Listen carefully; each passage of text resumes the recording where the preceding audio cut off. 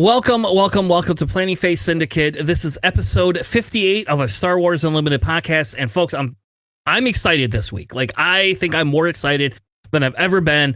We had a really big tournament that we get to talk about. I think the meta is like insanely diverse right now.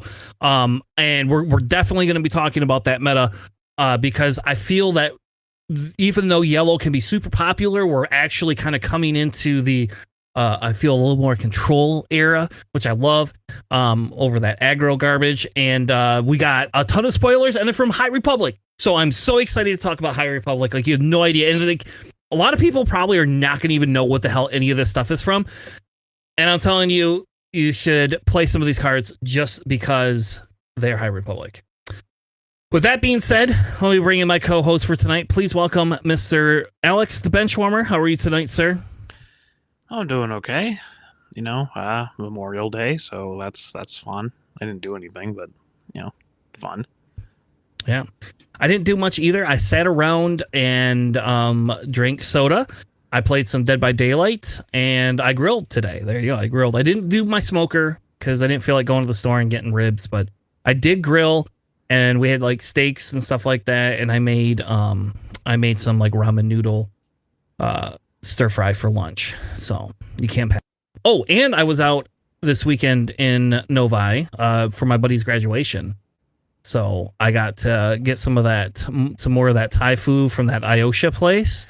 And I introduced my buddy to that. And I was like, you should go to this place more often because it's pretty good. And then I also found out that the Indian food stores, or not stores, but the restaurants don't like to give out gift certificates. So we got something called kimchi box. I've never eaten there, but everybody told me it was really good. So hopefully that's what I got on for graduation, is some money to go eat kimchi, because I like kimchi too. So.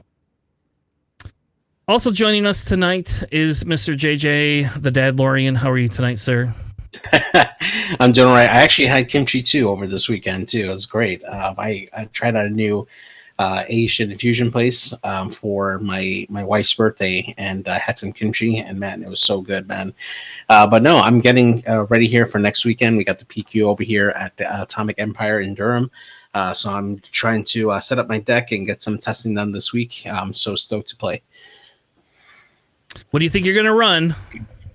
I'm leaning very heavily towards Thrawn right now. Now, which version of Thrawn? It's going to be the JTL Thrawn, or for sure, but I just don't know if I'm going to run them with red or green.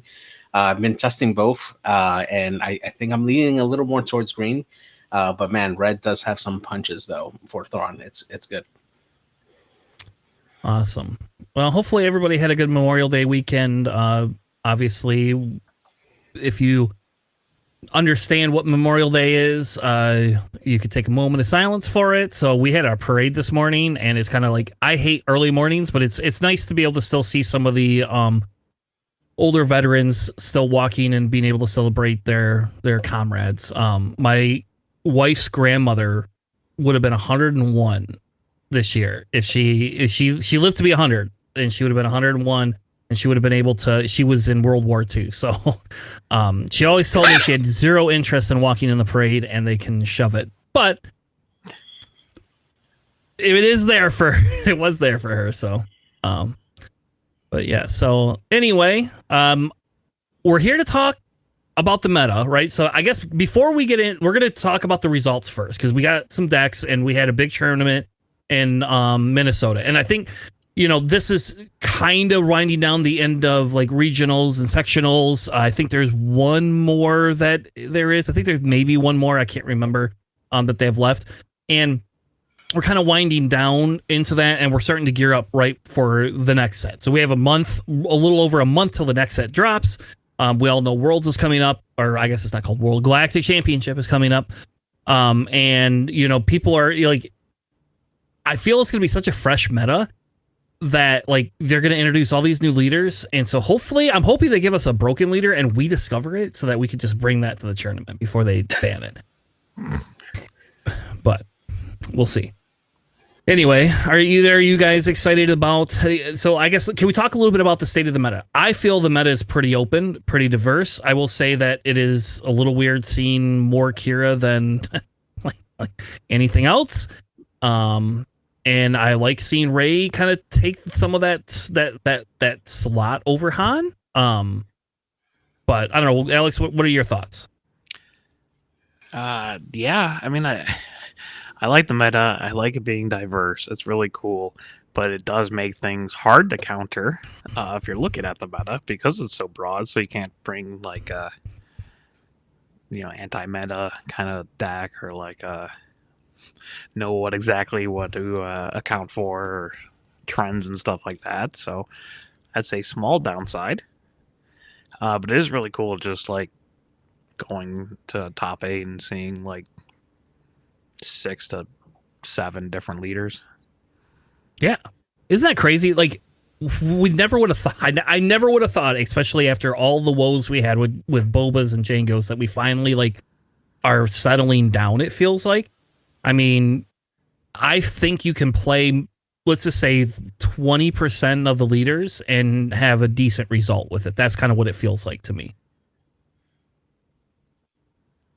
Yeah, I definitely agree. I mean, the biggest thing in preparation for like a big event nowadays is kind of like getting to know what your local meta is like.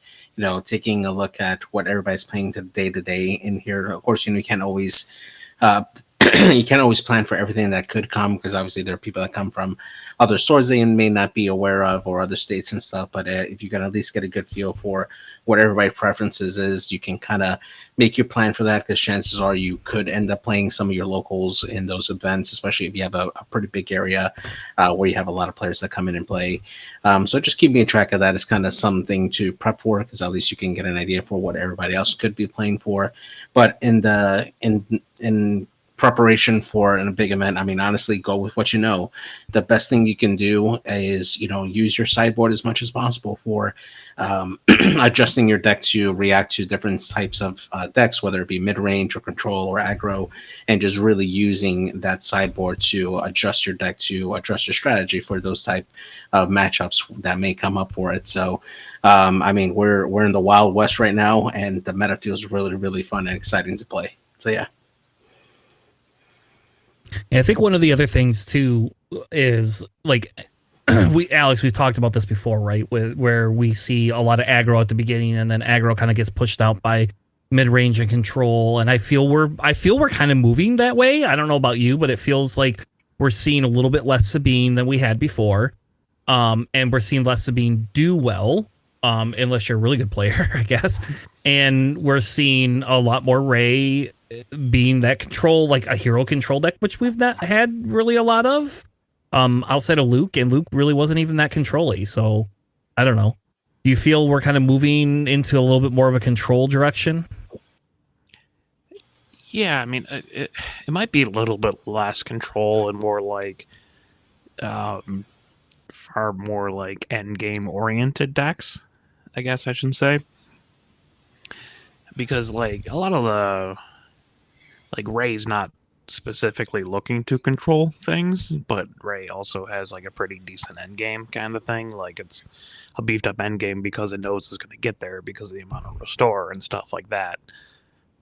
So leaning more towards a trend of stronger late game kind of decks, and it's cool. Yeah. Like that's more my play style. Yeah, and you also than your opponent. You also have a PQ coming up, and I think we've talked about this a little bit before. You don't know what you're going to run, and I feel Palpatine's time to shine might be coming, man. Like I do agree. I just can't figure out a Palpatine deck that I want to run right now because the meta is so diverse, and I don't know where to go with it. I feel Palpatine blue or yellow is the way to go. Personally, I don't know. Like, I guess you could probably resurrect our red decks, right? Like, and use the Tarkin Town, and it probably would do better into aggro. But if you're going to see less aggro, why not just run? Yeah, I'm not yellow? Sure about Tarkin Town, but oh come on, it's fun. It is. It's very fun. I just not sure if the Tarkin Town is gonna last long enough because it's not like there's a crazy amount of healing. That deck just hits really, really hard, really fast. So I have a red Palpatine deck in the making. It's just 70 cards currently, and that's not good. But yeah, I just wonder, you know, like, because Palpatine Blue pretty much almost always defeats Qi'ra. I feel like I won't always say it does, but Palpatine's a little bit better in my opinion into Qi'ra than a lot of other decks are, and nobody like seems to be running a lot of Palpatine right now. Palpatine gets open fire, which just kills Qi'ra. That too. Yeah, well, you can do that Force too. choke. I think the bigger thing is the ability to go above, ramp over it, and nail over top of it. But you also have like Palp Yellow, which can do some really crazy, tricky things. And I think Palp Yellow has a very good line into Qi'ra. And I know like it has a very good line to Han. So like Han does not like Palps ever. And I could tell you, at least Palp Blue just demolishes Rey. I don't know why. I don't think I've ever lost to a Rey Data Vault deck with Palp Blue.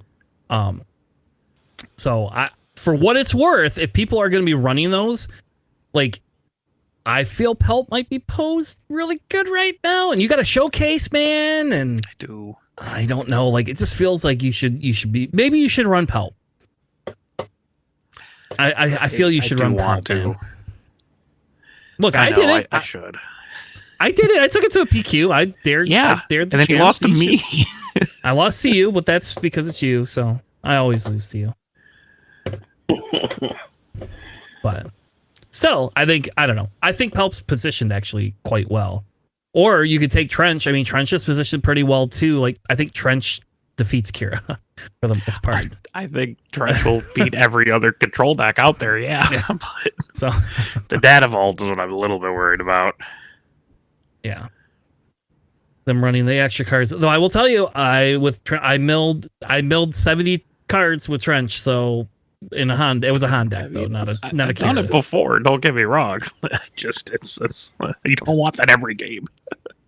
Well, it's funny, there's a store showdown in like, I think it's in a week or two. I don't remember when he has. Maybe it's in 3 weeks. It's up in Traverse City. And one of the guys goes to our local store during when he's in school, and that's where he lives. Mm-hmm. And like, he told us about it. And so I was talking with Eric. I'm trying to convince everybody to go with me, and we're all just going to run Trench Blue because he was so pissed when he lost to it. Like, all of us will just run Trench Blue and win. And then like, it sucked because we're going to have to play a million mirrors, but it would be hilarious just to show up at this Source Showdown with like 4 of us all running Trench. That'd be so mean. I know. He was on our podcast. We don't need to do that to him. I think we do. I think it's fun. So, well, anyway, why don't we get into our Chaos of War and actually talk a little bit about the tournament results, and we'll talk about really the only tournament we're going to probably cover tonight is Minneapolis, and then I threw in some lists that made top 64 that I really liked as well. So let's hit it. All right. So for this week for our Chaos of War, we're obviously going to be talking about Minneapolis, Minnesota. I don't know, whatever the name of the stupid places that everybody went to that I didn't get to go. I didn't get to go to.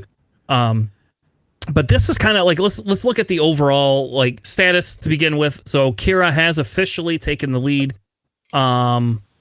with like, I don't know, one more per like 0.1% or something. I don't know how she's eking the wins out over Han, but she is.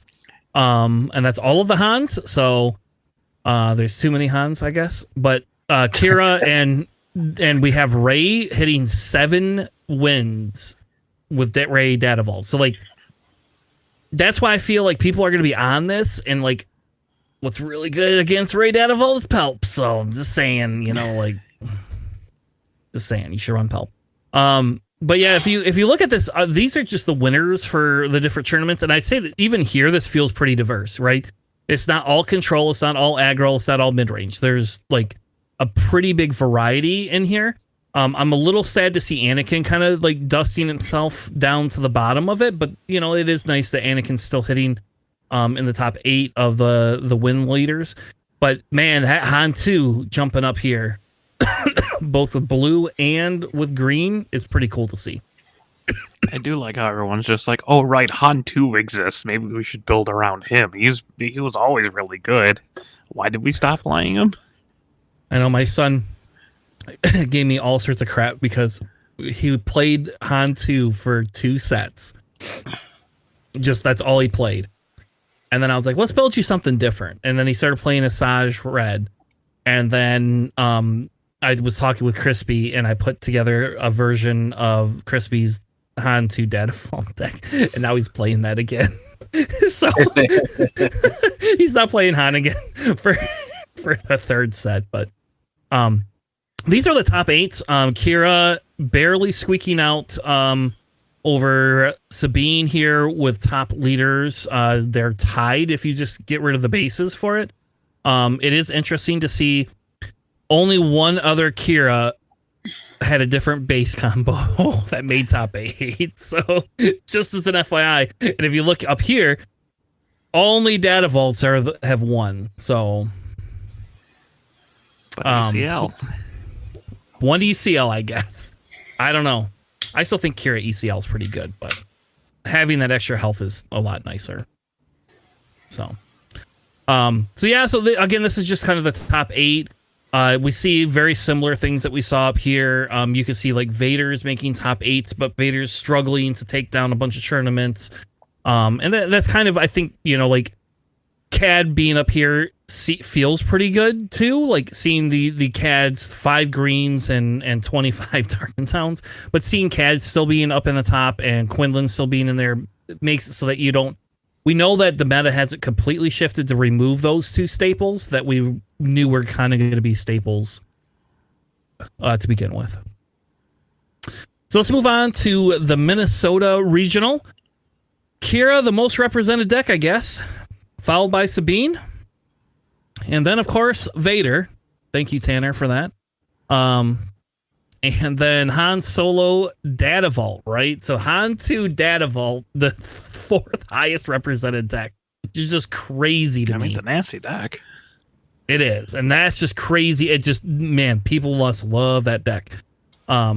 It tied with a regular Han Solo 30 base, which I'm a little surprised that Han 1 is not being ran with the Data Vault more often. Maybe it's just a consistency. 30, right? It's not mono yellow Han or anything like that. So no, did I not say that? Sorry. Yes, Han 1 green. Yep, it is green. Yeah. Yeah, we're not seeing yellow. We didn't see yellow Han make any dent this tournament, which is a little surprising to me.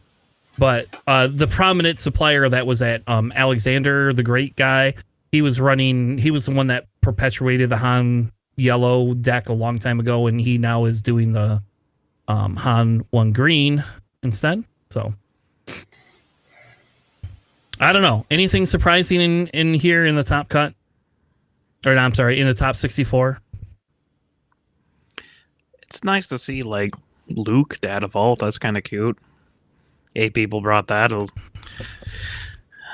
Kind of it's weird that Anakin dropped, but like other people have said it before. It's just like, yeah, Anakin, like Colossus, Anakin, blue kind of thing. Well, I guess there was 7 Colossus, 7 just straight blue 30. So that's 14. So that's like 14 decks. Okay. I was supposed to say some that's of pretty it, good. like he tends to like not underperform, but like has weird like issues with certain matchups that are popular. So I wouldn't expect a lot of people bringing them, but yeah, I mean it works. Yoda Data Vault's kind of funny. 7 people brought that. Yeah. I wonder if it's like the Endless Legions kind of silliness, or just like, oh, it's just another late game blue-green hero deck that also happens to be really good. It draws you a bunch of cards, so Data Vault doesn't really matter much when you can just always draw the top card of your deck. Yeah, and you don't get the exact same healing you get with Rey, but you do kind of get similar healing from Restore 2 on a turn leader. Yeah, so and he's got 9 health. So yeah, Yoda's actually is a pretty good. I will say I think the Rey deck does better because Rey has the ability to add those experience tokens like during the rounds, and Yoda doesn't have a lot of that. Yoda has to play upgrades to get similar things. I mean, like Rey is good because Rey takes like smaller units and then buffs them so they trade favorably. Like, she's just really efficient.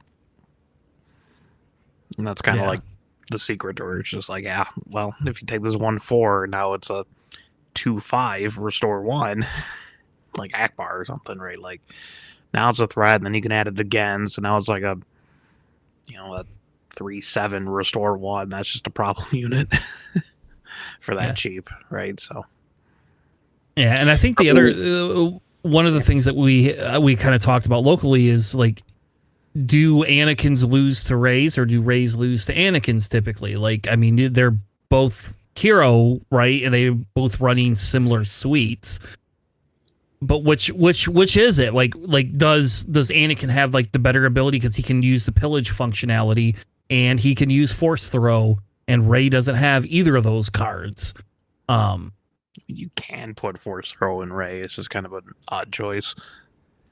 Most people don't. Just the Alexes of the world do. No one else. I had force throw in my Han Blue deck. You did. It made sense. We know It worked. So, kind of going along the same vein, I'm kind of interested in the slow decline of Kinlan Boss, right? It seems like less and less people are bringing Kinlan nowadays, right? It's meanwhile you're still regulars with like Han and Sabine still showing up there. Is it just Kinlan's just not being as effective as the older leaders?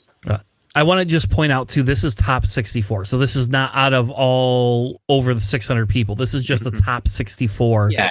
I mean, like people. Just performance wise, right? Like when you compare it like to everybody else, like it's just an interesting data point for me to see, Kinlan Boss for a minute would look like it was going to be in the top of the meta, for what it could do, right? With all the different styles decks you could bring for Kinlan Boss, but now it's just slowly kind of declining over time. And, I thought it was something that we would see just stay on the top for a while, along with like Sabine. But it's just kind of interesting to see it like slowly decline a little.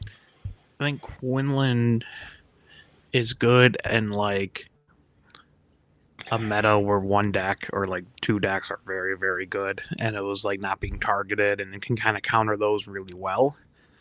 But like Quinlan, I don't think plays super well into like Dataval Ray or Qi'ra or like Space Vader, right? And like it doesn't deal well if it's being specifically targeted against. So, it might go up actually now that there's like Qi'ra, but like I don't think. I mean, Tanner, you play like Qi'ra. Was Quinlan ever really a huge threat against you? Not really, depending on if they can strip my hand really well. Like if they play a full pillage and force throw package, then I have a harder time. But in fairness, outside of that, no. Like, and if they play them early, that means you're not playing units, and then I just save a few bombs for when you play your Quinlan and then Quinlan's dead. So, no, I don't think it's really that big a deal. They can't push damage fast enough against Qi'ra. Honestly, and we've got Sentinels too, so like or they're force throwing their own cards, which we all know that's a solution, but it's just not the best solution. Yeah, sometimes that's incredible. Sometimes it's not. Yeah. Yeah. So I agree with you. I really feel Quinlan. Okay, so we say this, and then Quinlan does make top 8. Just as an FYI, JJ, in the top 8 is Quinlan. So it's not like it didn't do well. I think it's just the piloting piece of it. It does better against some of these aggro-ish decks, and then starts to struggle when more control kind of filters in, or these longer games. It doesn't have the tenacity, and the problem is in that deck. To make that deck good, you have to tech against these other decks. So if you're teching against Han, you're not teching against Qi'ra, right? Or if you're teching against Rey and Qi'ra, now you're not teching against Vaders or any of these other like Bosk. Like even Bosk is really good, I think, into Quinlan. Yeah, and I think that's just kind of the issue, right? Like it just doesn't play super well. The way people are building it doesn't play super well into what the big decks are right now. Yeah, it's the CAD feels better just because of the Underworld McClunky package, right? But that's why CAD has I feel a little bit bigger of an edge over Quinlan when it comes to that type of stuff. I maybe not playing against each other, so don't say that. But Cad has an easier time teching against some of these other decks, whereas Quinlan can't. It gives up too much real estate, I think. All right. Well, let's move on. Here's our top 8. We did have 2 Quinlan Tarkin Towns, ironically enough, in the top 8. 1 Qi'ra, 1 Cad Bane, who happened to be Raytan. And I'll tell you, I'm happy I did not have to play against him in Richmond, because he seems to be every time there's a PQ or someplace I go, he seems to be there. Like, I don't know why. It's like, stop showing up to my stuff. But it's funny. It's nice to see. And it was funny to watch him on stream too, because he has some nervous ticks that if you haven't played against him, you don't notice. But it's just kind of funny because like there's a couple of things that you could tell. It's like, oh, I know what he's got to say, because he's played the same deck at least for the last 2 sets, I think.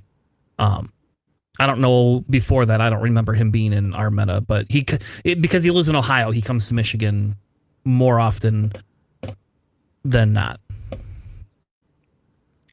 Was he? He wasn't at Lansing, was he? I think he was. Yeah. Oh. Whoa, yeah, I think he was in Lansing. I don't know. I don't remember. We'll have to go back and look. I think he was in Lansing though, but he was in Richmond. I know he was in Richmond, and then he was obviously he came around for the PQ in Garden City too. So, but I don't know. Palpatine yellow, am I just allowed to say that? That's what happened to Lansing. All right. Anyway, so we also had a Han 2 blue, which is pretty cool to see in there. I'm waiting for my son to give me a bunch of grief for it. So, anything about the top 8 before we just actually dive into some decks? No, it's cool to see a Han 2 blue being brought back. It's been a while. So, yeah. And wait till you see it. You'll love it. Yeah, it's fun.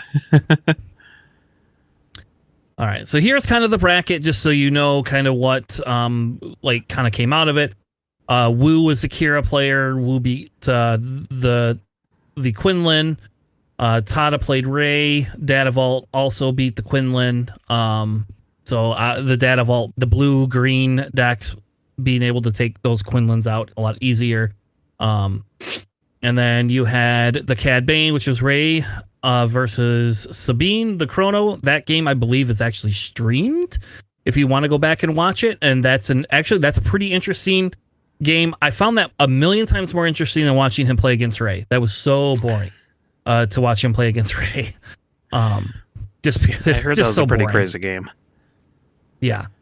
But it is, if you want to see something that's pretty cool, those were pretty cool. And we have a link to the SWU competitive site where they have all the videos in there. So like, I'm not going to link all the videos. You could just go to that site and find the videos. So, all right. So we get into some of the list. So I'm going to go over Qi'ra since I'm the resident Qi'ra player here. This is Wu's list. He did throw spice in here, by the way, which he didn't tell any. After giving, like, in one of the Discords, he was like, I don't know about Snoke. And look, there's one Snoke in there. And I bet you it performed very well because I saw him play it more than one time on stream. So we have 3 High Blowns, 1 Restock, 3 Pershings, 3 Infernals, 3 of the Pikes, 2 Death Troopers. I still think you could go with what I went with the Tigers, and they do very similar things.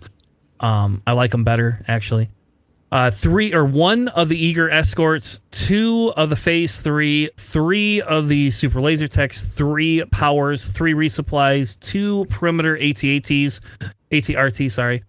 2 Fells, 3 Village Protectors, 3 Vigilances. Wow. 2 Calluses, which is hilarious. There's Calluses in here, right?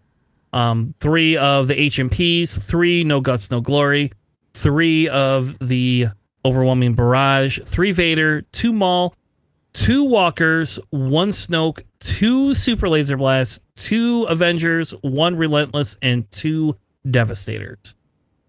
So it looks like he went down a Reinforcement Walker for a Snoke, which I think is a gutsy play. I don't know if I would do that or not. And then running one less Maul. Just I have would, the third one yes. in there. I use those way too often. I think like especially in Qi'ra, because you just shield this stupid thing, and then like they have to use takedown. The other notable difference is I was running a Rivals Fall, which I believe Wu was also originally running a Rivals Fall, which is not in there as well. The sideboard consists of 1 Annihilator, 2 of the Quintessence, the third Walker, the second Snoke, 3 Palp's Return, 1 more Eager, 1 more Relentless, and 1 Annihilator. So kind of a little bit wild sideboard. I would have been running 1 more Restock. That's what I was on. And I was actually running a full suite of those Eager Escorts in the sideboard. But I didn't win. Win an 600 RQ, person turn. So, yeah. So, I will say this: Callus is an interesting call. I don't hate it personally. Callus was what we used to run Callus way back in set 1. In set 1 Palp, that Callus was great. I don't know exactly what he's targeting here with Callus. I think I don't know. I think it's like another ambush unit that gives you like that ambush feel for it for when you flip Qi'ra. Because you can ambush in and hit like a 3 health thing, kill it, draw your card, flip Qi'ra, heal damage, and now you've got Callus on board again. Sure. Yeah, I mean, it is good against like R2D2s and C3POs, but when I boss them up, a little bit less so. But I guess you can kind of respond if they drop like a Yoda. You could drop a Callus, I guess. I mean, Bazines, Greedos, they're yeah. I mean, honestly, health. for me, I back when I was playing set 1, Callus was such a big card for me because it gives that. In most cases, you can remove a card or Sentinel piece even. With Callus with that ambush in and then draw a card, which is huge for mid game if you're looking for a particular card. Just having that card draw and targeting a low health unit with Callus is pretty huge. So definitely does see its place in this particular deck, I think. So Yeah, I mean, like nothing. It's a good card. It's just I'm not exactly sure what he's going after for with that. I genuinely think it's mainly for the ambush piece. For the fact that you don't have another ambush at 4 or 5 cost in green, that doesn't have like some other conditional piece to it. I mean, yes, you can. I know you can run an escort skiff. I know. Trust me. I know. I didn't mention it, but you can't. You can't run that unless you have damn units on the ground to get the ambush off. So, in a bluish deck, it's a little bit harder to get that off.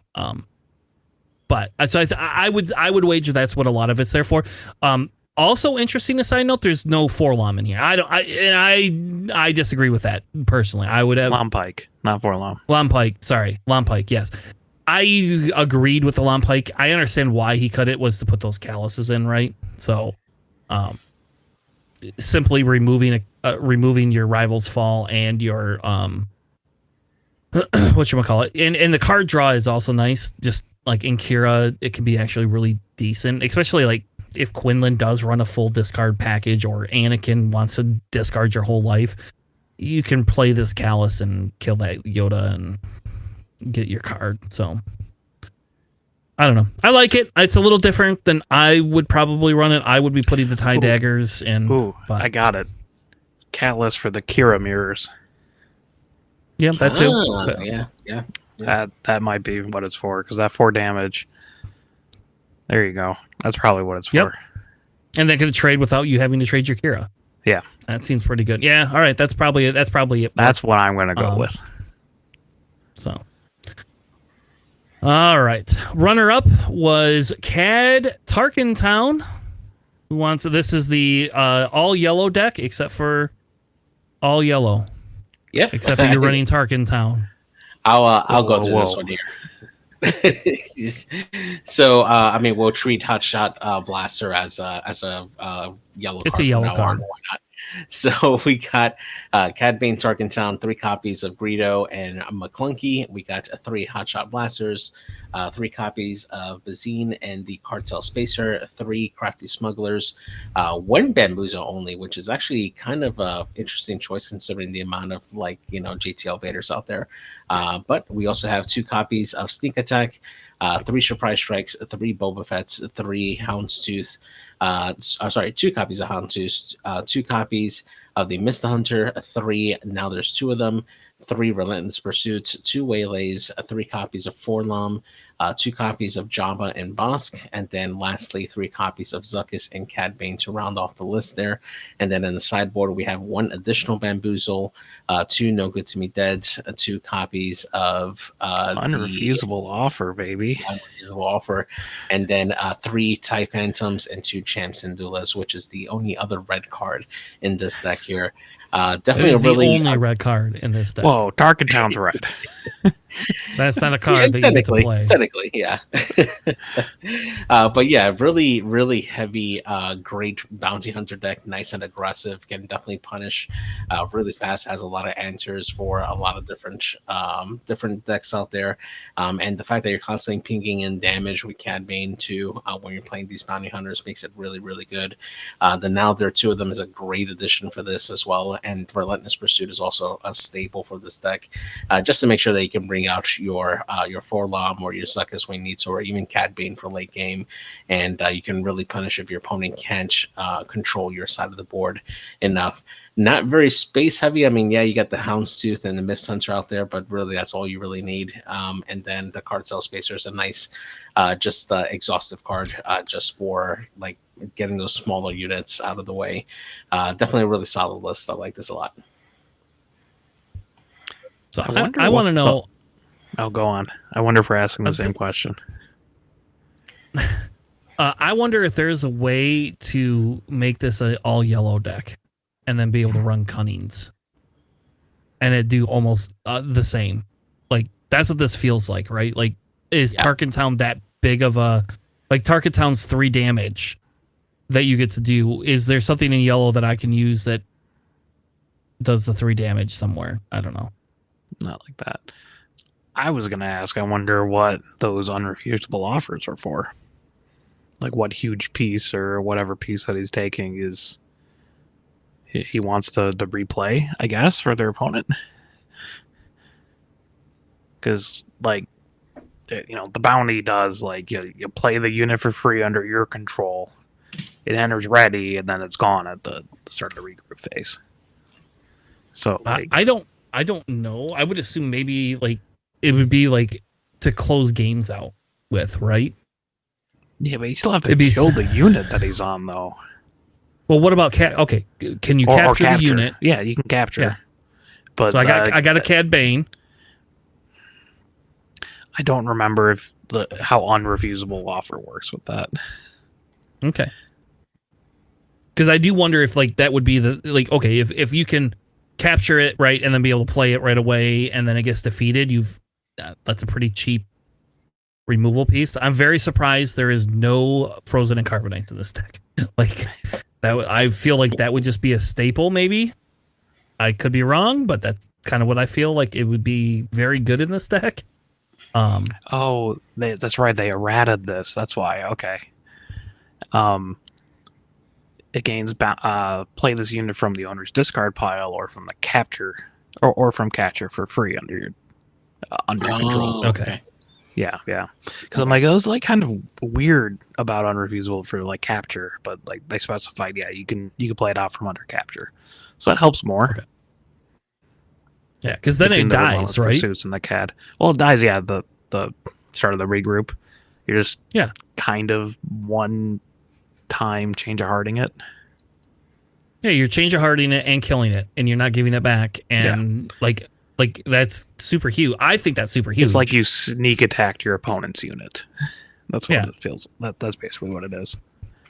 Yeah. So think about it. You put that on a Luke. Next turn, you play a Cad Bane, and now you got a Luke that can heal your base, and you just killed it, and then Cad Bane can swing, and you don't have to frickin' worry about them getting a Luke back.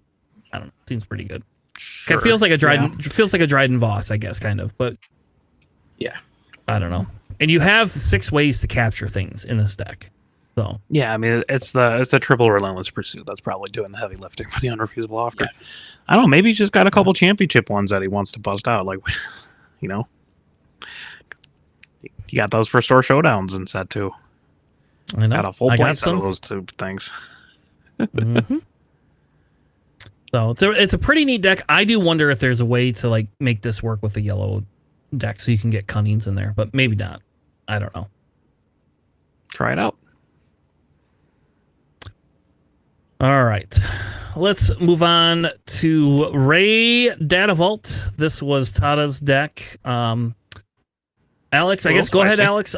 Yeah. It's a little bit different. They got a couple of different things in here that we had not seen before. So Yeah, so it's Ray Data Vault. You got triple Clone Deserter, triple R2D2, double Battlefield Marine, triple C-3PO, triple Mon Mothma, double Spark of Hope, triple Entrenched, triple Akbar, triple Blue Leader, triple Fleet Lieutenant, double Sindari, triple Tech, which is interesting to me, triple Village Protectors, one Yoda, triple Resupply, triple Bright Hope, triple Fell, double Timely Reinforcements, double Cargo Juggernaut, a copy of Unity of Purpose, which is funny, triple Luke, triple U-Wing Reinforcement, triple Home 1.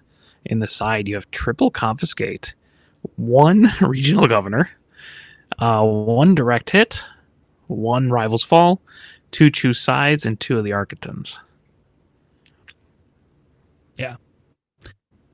it's a deck, right? This is Yeah. different. I mean, I guess you can flood the board, so you need a purpose. It's a good game closer. You're paying 8 for it, but Yeah, with Ray, I don't think you care though, right? Because like I've not seen Ray ever get underneath like 12 resources. yeah, Usually I mean, you like, want that home 1 Luke loop, you know? Yeah. So, like, you know, it's playable. The Cargo Juggernaut's a little bit weird to me because you have Rey and 1 copy of Yoda and 3 Lukes, and that's your blue units. Oh, you got So- hold on. You got village protectors too. I'm sorry, you're right. Those things. Yeah, so, like, it's kind of weird to, like, heal off of that. I mean, it works, obviously, right? I mean, you got top cut with it, so doing something right. Yeah, I don't think I got to watch any of this gameplay. I don't think the techs are an accident. Like, I think techs were specific because you have the ability to play that Unity of Purpose out of your resource row, and For same with 10, those yeah. time. Sure, and you could do the same thing with the timelies, right? Like those timely reinforcements allow you to basically just kill. Like, yeah, like I'm gonna play it for 7 resources, but if I have 8, like I get to make 4 of these things, and they're all sentinels, and I don't. Oh man, someone did that to me in a game recently. I think I had 10 resources. Yeah, that sounds about right. I might have had 11. So they just like played timely reinforcements, dropped 5 X-Wing Sentinels, and then I overwhelming barraged with my Red Devastator and wiped out every single one of those and swung into the base for the game. That's gross. I'm just like, hey, I'm overwhelming barraging for 11. That kills all your TIE Fighter, or all your X-Wings. It Yeah. works. It does work. So I don't know. I don't really have a big opinion. If I'm gonna run blue green, I'm just running villain. So blue green hero is not my. It's just not my. I don't love think it's Blue Green my Hero. I know you do. I do not. So I don't Blue hate Green it. It's Hero just- and Red Green Villainy are my favorites. yeah, it's just not. This is not my style. I like my Qi'ras better. So. All right, why don't we move on to the other one? This was a Han Solo green. This was Alexander's list. I bet you we've covered this list more than one time. I don't know if he has anything different in here that he had before. So I guess I'll go over it real quick, I guess. So we have 1 Confiscate main decked, 3 of the blasters, 3 L337s, 3 of the Phoenix A-Wings, the green ones, 3 Surprise Strike, 3 Blue Leaders, 2 of the Millennium Falcons Get Out and Push. Which I think that's I think he was running 3 of those before. 3 of the standard Falcon that readies itself, the yellow one. 3 stolen AT haulers, which I love that card so much.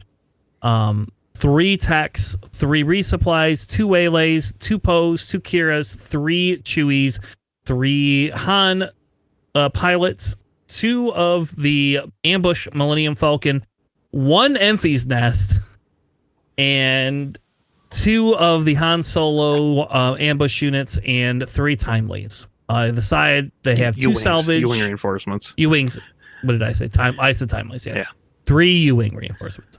2 salvage in the side, 1 more confiscate, 2 R2-D2 pilot, 1 change of heart, a second Enfys, a 3rd Han, and 2 home ones. The green home ones, not the yellow ones. Yeah, the green ones, yeah.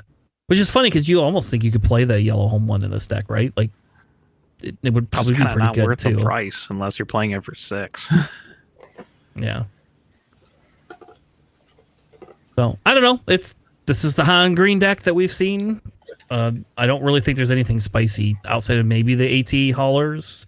I don't think everybody's on those. But in Han, I think they make a lot of sense personally. Yeah, you could drop them turn 1, right? Yeah. Yep.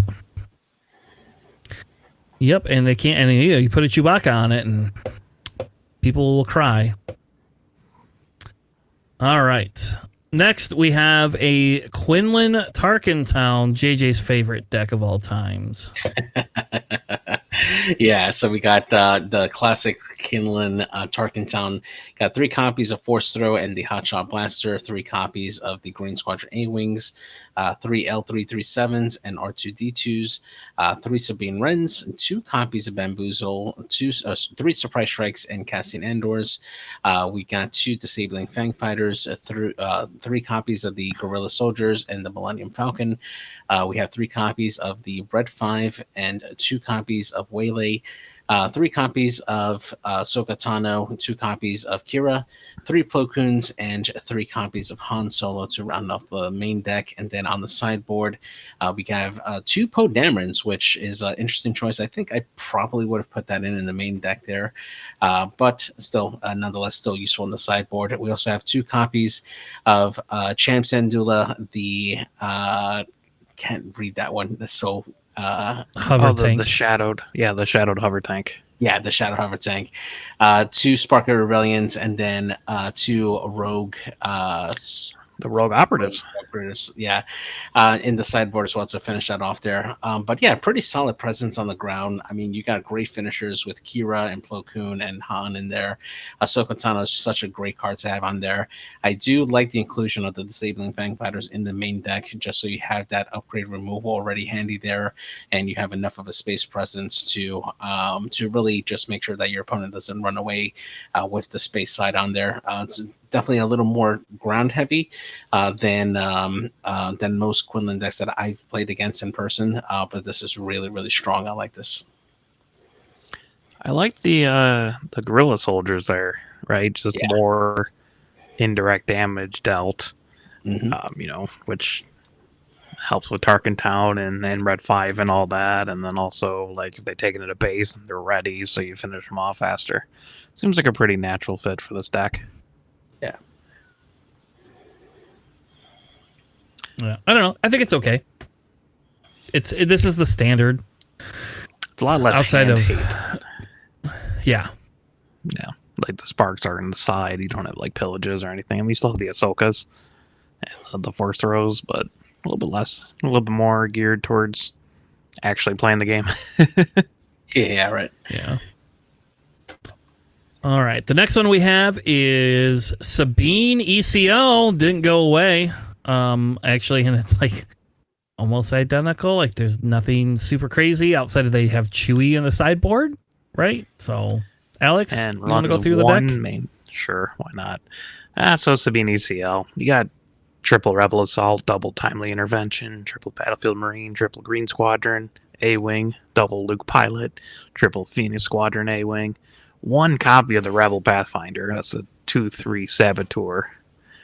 You got triple Sabine, triple Cassian, triple Fighters for Freedom, which is interesting. You don't usually see a lot of those main decked. Triple Fleet Lieutenant, triple Sabine's Masterpiece, triple Wing Leader, triple For a Cause, triple K2SO, triple Darksaber, triple Poe, and triple Wrecker.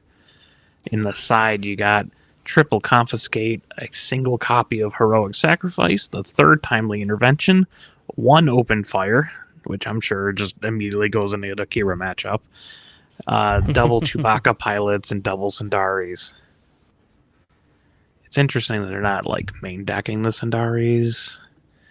Helps in the aggro. You also have triple Darksaber, and that works. But this is pretty classic Sabine ECL. They did realize this set came out because there is 2 Luke pilots and Sabine's Masterpiece, so this is not straight out of set 3, but it's probably as close as you're going to get for a deck like this. Yeah, this is Chrono. He's the one that's been running the Sabine ECL since beginning of time. So yeah. So it's a whatever. It's okay if you like Sabine. This is the version. I'm not sold on this Rebel Pathfinder in here personally, but that's whatever. Kills that's village protectors. It does. Just outright. But I don't know. It is interesting that it's a one-off though, not even in like the side. Yeah. All right, the next one we have is Han Solo Dagobah.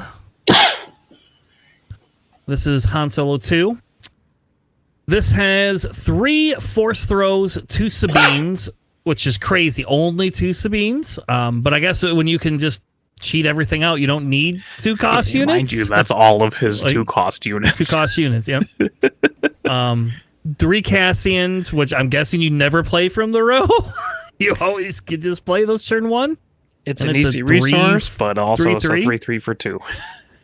Yeah. It's a Battlefield Marine. Yeah.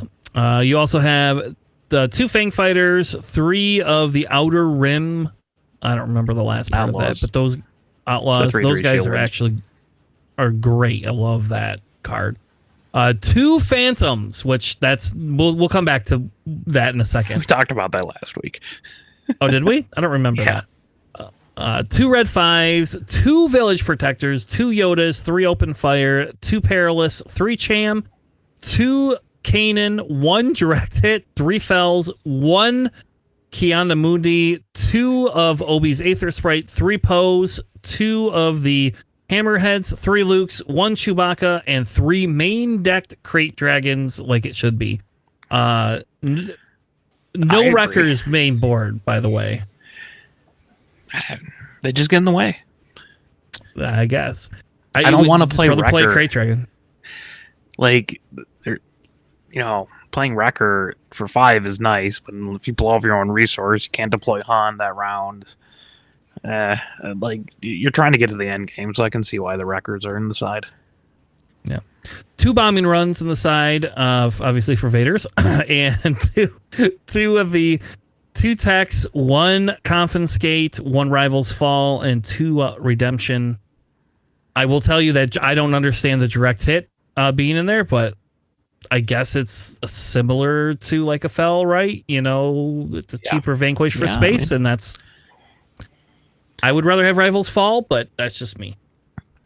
Yeah, but, it is 4 cost to defeat that clone squadron that's huge now. Yeah, I suppose that's true. No Steel Agreras, which you could pull the direct hit off of, and the Fells and all that. Open Fires. Just fine, I guess. The Phantom 2 is kind of weird to me. Like, I guess it's a 5/1 for 2, which is okay.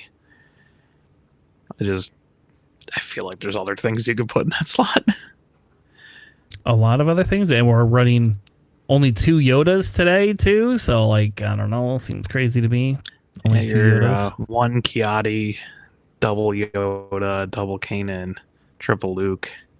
That's your force units for those Force Throws. Yeah, and your healing units, and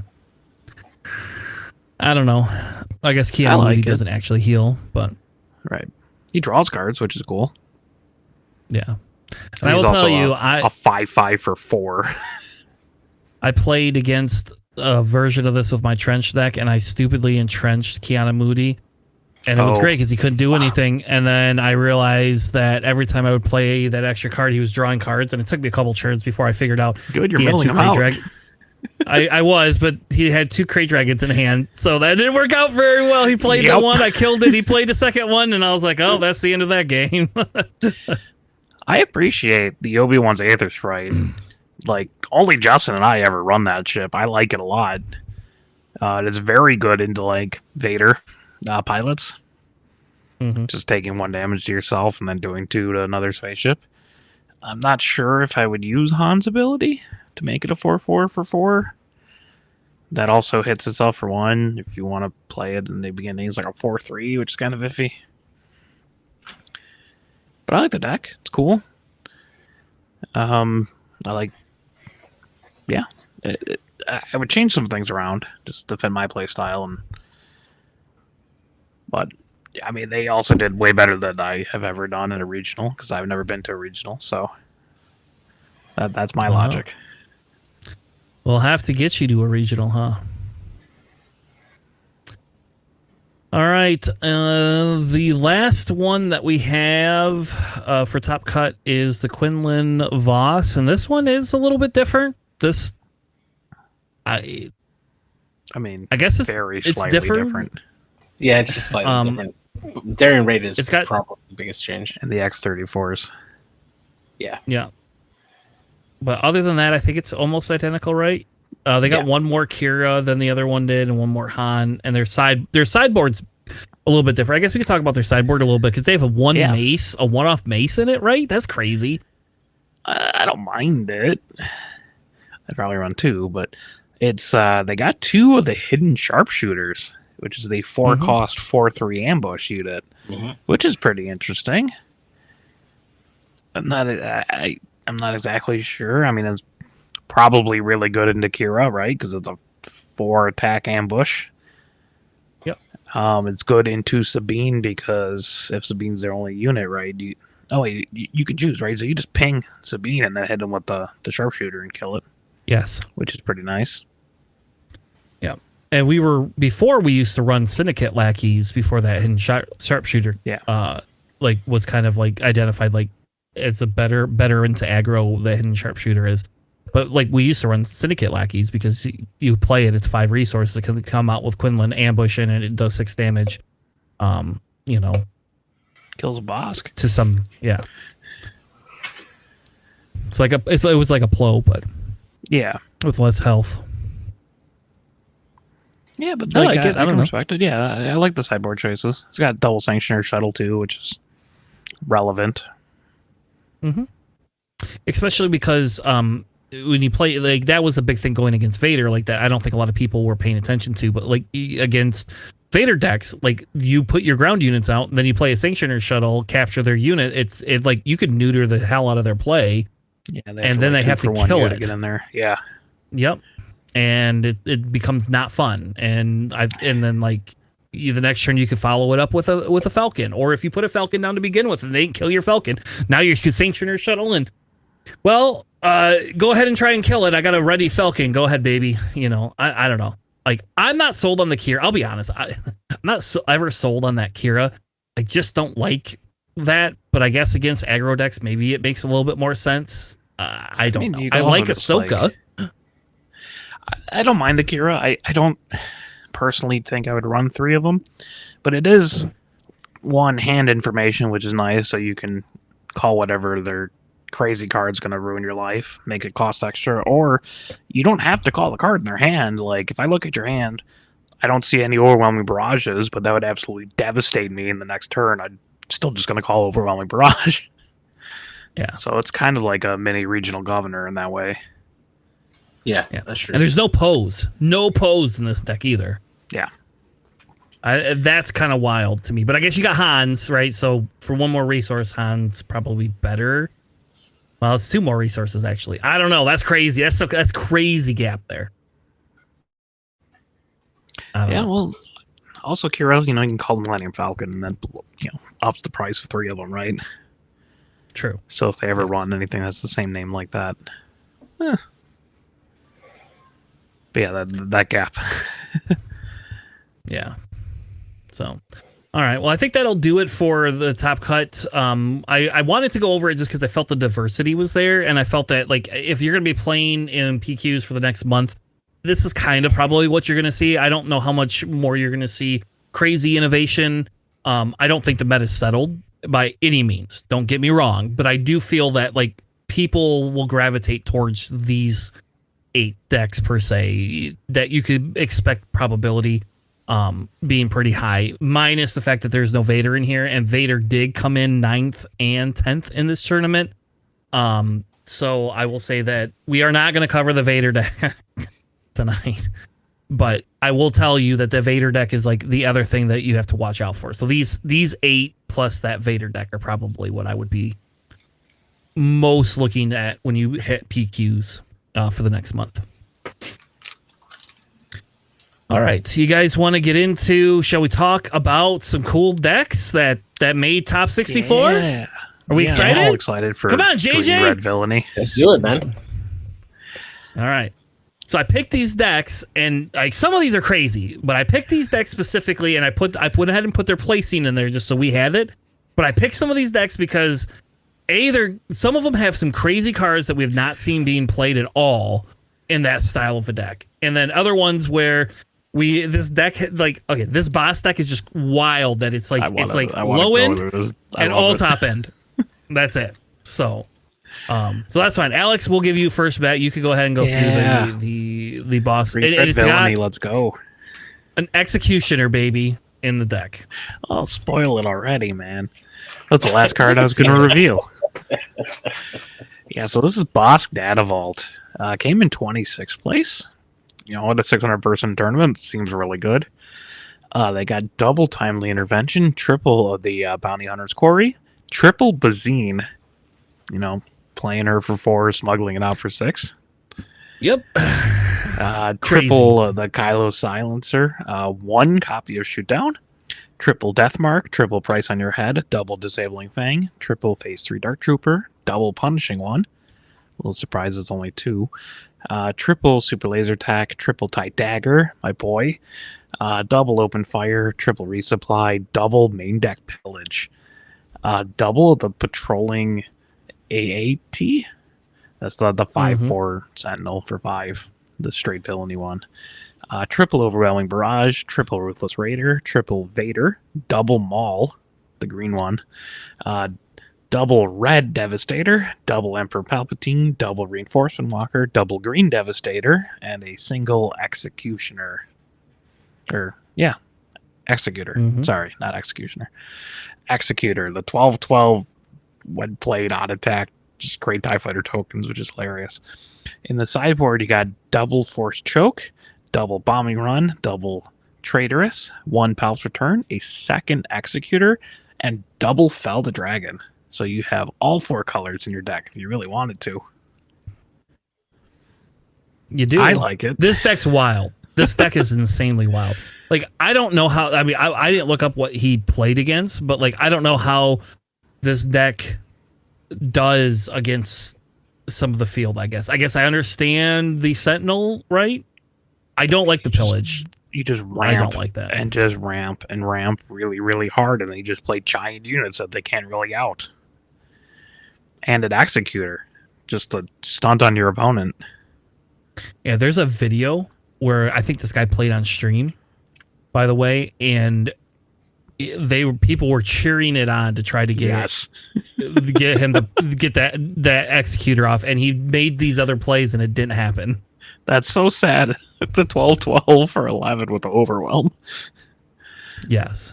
They could play like so many cards that cost like 4 just to kill it, but I don't care. It's so cool. Hey, JJ, have you ever played a green Bosk deck before? Yes, I have actually. That's actually one of the more common ones I've played. That and Boss Blue, but I have not faced that particular version. But man, that is that is definitely a nice upgrade on there. I definitely would not expect to see an Executor being dropped on me late game in a Bosk deck. I would probably run some prepare for takeoffs in this deck, just because you actually have a fair amount of space, and the walkers are also vehicles to pull, and data vault. But otherwise, like, it seems solid. Probably up a copy of Shoot Down. Probably move the Bazines to the side if I. I don't know why I put it in. Probably just main deck a couple Force Chokes so you can kill things faster with Bosk. But like Sabine, it's funny. Yeah. Like, I still think that Force Choke is a main deckable card for something like this. Even if, like, you're going against, like, a Vader pilot deck, right? You can just side them out. But I think it plays really well because, you know, like, it can kill Sabine, it can kill Qi'ra, it can kill whatever you have your bounty on. You can trigger Bosk, ping it, yeah, and then Force Choke things. I mean, they get a card, but whatever. Yeah, it's inconsequential, I think. So I like the deck. This is like kind of like that Bosk ramp deck that we had seen last set. I don't like the Bazine. I wouldn't even include Bazines. Personally, I understand why he has them in there. It's hard control, baby. But that would not be my style, I guess. Yeah, just full sender. Right. I like the tie daggers too, just because you can like ping someone with Bosk and then play it. Yes. Yep. Yeah, and actually you could actually like justify those because you could put the bounty and then you can have your punishing one just ready. Right. Mm-hmm. And so like now the punishing one can kill something too. Yeah, I'm a little bit surprised that punishing one's only at 2, but yeah. Well, you get rid of the Bazines and you got room for another one, baby. Yeah, get rid of the Bazines, main deck the Force Chokes, add a punishing one. There you go. Yeah. All right, JJ, the next deck we have is Grand Moff Tarkin Yellow, which I didn't think we'd ever see again after they banned Triple Dark Raid, but there you go, 40th. So I bet you got all the cards to this too. Yeah, exactly. I was going to say, I actually ran this for quite a bit during set 1 and set 2, and I absolutely loved it. So let's break this one down here. So we got Tarkin with the Administrator's Tower. We got 3 ISB agents and TIE LN fighters. We got 3 confiscates, 2 copies of the swoop down. We got 2 hotshot blasters, 2 Bazine Natals, 3 outland TIE vanguards, 1 scanning officer. And we got 3 snowtrooper lieutenants, 2 no good to me deads, 2 phantoms, 3 7th fleet defenders, 3 victor leaders, 3 waylays, 3 of the shuttles, 3 TIE advance, 3 overwhelming barrages, 3 Cad Banes, and 3 Darth Vaders for the main deck. And then on the sideboard, we have an additional shuttle. We have 3 of the P-29 starfighters. We got 2 more scanning officers, 1 additional no good to me deads, Bazines, swoop downs, and 1 salvage. Yeah, 1 salvage on there, which is great. I definitely like this update to this particular deck here, mainly because it does give a lot more focus on the space side to it. Previously, when I ran this during set 2, I did a lot more trooper units on the side, especially with that flame trooper that deals damage first. I always used to like run trooper. Hell yeah, yeah, and I love the update for this here. I actually want to give this particular one a try. There are definitely a few cards I would probably sub out. I probably want to put in a few more pilot units on there, just to give those TIE fighters a little bit more of a buff, or if they can create additional like token units that I can further buff as well with Tarkin, that would be pretty good. But I absolutely love this particular deck. I definitely want to tinker with this to give it a couple of like other things. I would definitely include probably like an outmaneuver if I'm not going heavy on like ground, just to give space even more of a bigger buff for that. I'll probably carry that in the sideboard. I mean, do you just get rid of the swoop downs and put like phase 3 troopers, dark troopers in? Like, is that what you just do? Like, that just seems more. You can also probably cut out the blasters too. I mean, they're pretty solid for like Tarkin himself, but like, putting a blaster on a snowtrooper lieutenant doesn't really do too much. Yeah. Yeah, and like, do you really want to put it on Vader? By the time they hit Vader, most of the time they can kill it. Like, Vader can be killed with other units as well. I don't know. I agree with you. I don't think you need those blasters in there. And there's no like, again, where's our frozen and carbonites? You know, like Nobody I knows don't about need that swoop card. down. That's definitely something. Yeah. I mean, I guess swoop down only costs one, right? So like, I do understand like with swoop down only costing one. I would not, JJ, don't put pilots. Just please don't put pilots in here. You don't. If they need create the more pilots. tokens that I can bring out Yeah, to like, buff with Karkin, I mean, All I right, don't see fine. one. You can remember those TIE fighters and X-wings. They're not Imperial and Rebels because that would get really too Yeah. broken. So like the token ties don't really do too much. Sure. That's fair. Yeah. Yeah, you don't. Like, I'm telling you, you start putting pilots on things, people are just gonna. They become too easy of targets. Like, there's a reason Wedge is not doing well in this meta. Just put it that way. I also don't think you need 3 main deck confiscates either. Like that seems way that seems overkill excessive. to me. I mean, For that, I'd rather do the disabling Fang Fighters if that's the case. No, those Yeah, are the red. off You aspect. can't- Yeah, those are 5 costs. You ain't gonna play that for 5 Oh costs. yeah, that's right. I'm looking at Touch Shop less. I'm like, oh yeah, red is fine. Yeah. No. you can Yeah. main deck like Sedan. That's really funny to people. Yes. Oh yeah, Sedan. Yeah. the that's -2/-2, and it takes their pilot slot. More importantly, it takes their pilot slot. That's the big thing. They look like they're gonna flip something on there. You just swoop right in there. Yep. Now you can't play a Chewbacca, baby. I'm the Chewbacca now. I'm bad at it, so it's -2/-2 instead of +3/+3. He doesn't know how to fly. Saddam's drunk today. Outside of a few things, I like the deck. Like I would not main deck 3 confiscates in any way, shape, or form, and I do not like the shoot downs. Personally, and I don't know about those ISB agents. I think I would rather just run Kijimi fighters or I don't know, maybe something. I guess it's Imperial. I don't know. I don't like it. I just don't like it. But I do like that they put a one-off scanning officer in though. I do like that. I think What they that's do with the hilarious. sideboard. Yeah. And they're testing. They just super lost to set one on or something. I don't know. Yep, set one Hans. I guess it works against Quinlans because you get the Cassians. It works against Sabines because you get the Cassians. So, and people aren't expecting like scanning officer. So if your deck has a hard time dealing with some of that smuggle stuff, it works out good. Sure. I dig it. All right.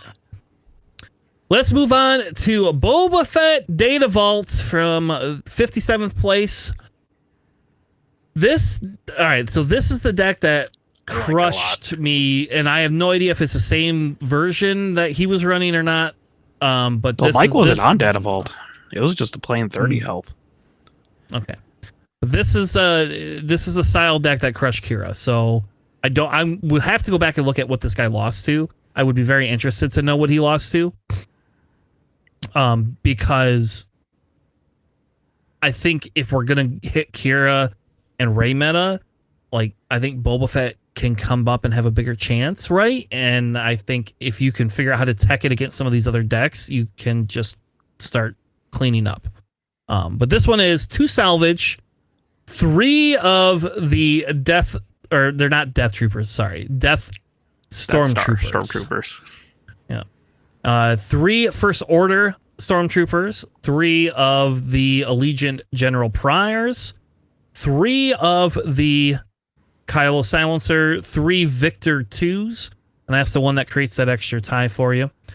2 shoot downs, 3 of the Fang Fighters, 3 of the HMP missile platforms that just kill you when they die, 3 tie daggers, 3 of the open fire, 2 main deck Cham Syndulas, 3 Fett's Fire Spray, 3 IG 2000s, 3 Overwhelmings, 2 Traitorous, 2 Vader Pilots, 3 of the Ruthless Raiders, 2 War Juggernauts, because hey, you got 60 cards, you could have 60 cards now, you might as well put that in there. 2 Mauls, 3 Devastators, 2 Walkers, and 2 Crate Dragons. I love the sideboard, I think, more than anything else, outside of the fact I would main deck the hell out of those Force Chokes, personally. But they have 2 of the system... Is that System Shock. down? System Shock. And that's the card that kills the shield and does 1 damage to the unit, right? It kills a non-leader upgrade on that unit and deals 1 damage to it. Okay. You have 2 Force Choke, 2 Planetaries, 2 Choose Sides, and by the way, now you've got 2 Savages. So they'll never. No see idea that what you're coming. bringing why you're bringing the Savage in, who you bring that in against. I have no idea, but I mean, Any go wide works. deck, I guess, right? It's just a 7/7 that comes in ready if they control more units. They do. yeah. Which in this case you probably do. You're very rarely probably ever having more units than them. I like this deck a I don't lot. know. Yeah, I do too. Like, this is kind of a play style I would go to. Like, I almost like this better than the Vader, just because like you now have the ability to have some really cool stuff. Though, why wouldn't, if you're gonna run some first order units, there's like other first order stuff you could put in here that you might be able to like get off some of that stuff. Because I mean, you have the TIE daggers too, right? Like, you could be drawing yourself cards. Yeah, if you have like. Hawks. And I almost think, I mean, I like General Pride. Like, don't get me wrong, I do It's like him, disgusting. but I think I think maybe you get rid of those Victor 2s and put the Hux in there in that place. Like, I get why you want the pilots. I do understand it. I do get it, but you don't have anything for exploit in here, right? So Right. I don't know if you don't. Do you really need that extra tie? Probably not. I don't know. Like, I know it's a +1/+1, or it's a great starting unit, but man, you just put Pride in there and like, or some of those first order ties. Maybe that's kind of the other thing I would be thinking of, those first order ties. If you're gonna put those 3 Victor 2s, put the first order bloody ties in. That's what I would do. I don't think you can get rid of the shoot downs, unfortunately, but No. maybe you can move replace- salvage to the sideboard. Ooh, I don't know, man. There's a lot of nice things to salvage in this deck. I mean, just like salvaging a fast fire spray can be pretty nice on like if they kill the turn before you want to flip Boba. But also like salvaging a reinforcement walker or a devastator or a raider is huge. True. I like it a I don't lot. know. I like it. So I think it's really, really cool. This is far more up my alley than it really should be. This is just a really silly deck, but I love it. I'd probably replace the Victor 2s, the Mauler Mythals, with maybe Hawks, maybe, and then you could replace like the Stormtroopers with like the FO ties, so you still have the couple 1-drops sprinkled in there, and then just have like a weird first order package. Maybe not main deck the Chams, but it's not bad with all the resupplies floating around. yeah, and this, like, that Cham is a resupply unit for you in this deck. Yeah. Like, he's running 0 ramp in this deck. So in a 60 card deck that is green villainy, there is no ramp, baby, except for Chams. And Yeah, you think you'd run the storm like the super laser attacks too, because like I'm not sure if people realize this, but like the first order stormtrooper, it says, choose a player for indirect damage, so you can just choose yourself and do 1 indirect to your own super laser attack and ramp off of that for literal free. yeah, Just deal 1 indirect to a player, so you can do it to yourself. you think those Vaders are needed, right? Yes. Is Vader worth cutting? No. I would almost go up to 3 Vaders. Those things are just disgusting. Yeah. How about the Traitorous? Would you dump Traitorous? I I might would side swap them out Traitors. for Architects, honestly. Yeah, I mean, the Architects are nice. I'm just trying to think of like how I can get around to get those super laser techs in here, because I'm not running a 63 card deck. Okay, like It's always 62. let's be we get. realistic. That's cut out the as far as I go. I mean, salvage, I don't think is necessarily something that's critical for the deck. I would probably sacrifice that for a super laser tech. You could probably cut the War Juggernauts if you're really trying to go for it. Yeah. Oh, JJ, what do you think about the Savage on the side? Do you appreciate that? I'm not too upset with it. I think it has a place depending on the matchup that you have. I mean, for overall, I don't know if it really deserves the spot in the main deck, especially when you have Maul, which I think is a better card than Samaj. But it is nice to have that as an option if you want to be a little more aggressive. So yeah. Right on. I think that's a really cool deck. I will probably try something similar to this shortly, probably next week. All right, let's move on to the next speaking of one. other nonsense that I would run. Yeah, like when I saw this, I thought of Alex, and I was like, you know what? I got an Akbar showcase too. Like, I feel like I should put this deck together because I don't understand this deck. It's an Alex deck, but with the JJ build. That's exactly what this is. By our powers combined, with our power came in 58. It has Death Star plans main decked. Yeah, exactly. I love it. I love everything about this. So I'll go over this one here. So we got an Admiral Akbar deck on the Colossus here. So we got 3 copies of the the delegate. I can't say that word. So we got 2 copies delegate. of the.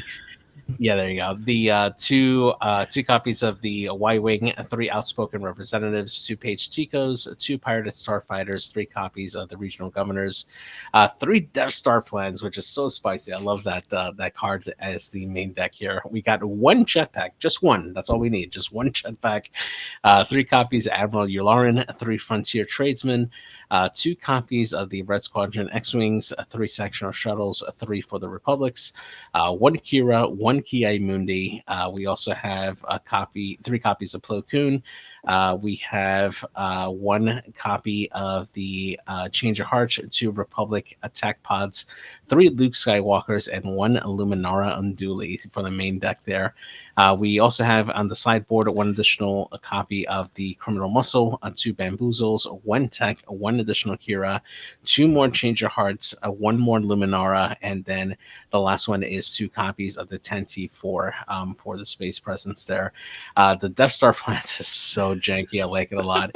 I do love just the single editions of the Change of Heart, Luminara, Ki Mundi, and Qi'ra on there just for the lulls, right? If your opponent's just not expecting it and you just throw the 1 out there, you're going to have them thinking again the next time they go up for you for the next rounds out there. It's a very situational deck, right? They kind of spread wide just to have different options for different scenarios, but at the sacrifice of consistency. But still, I love the fun of just having these cards out there.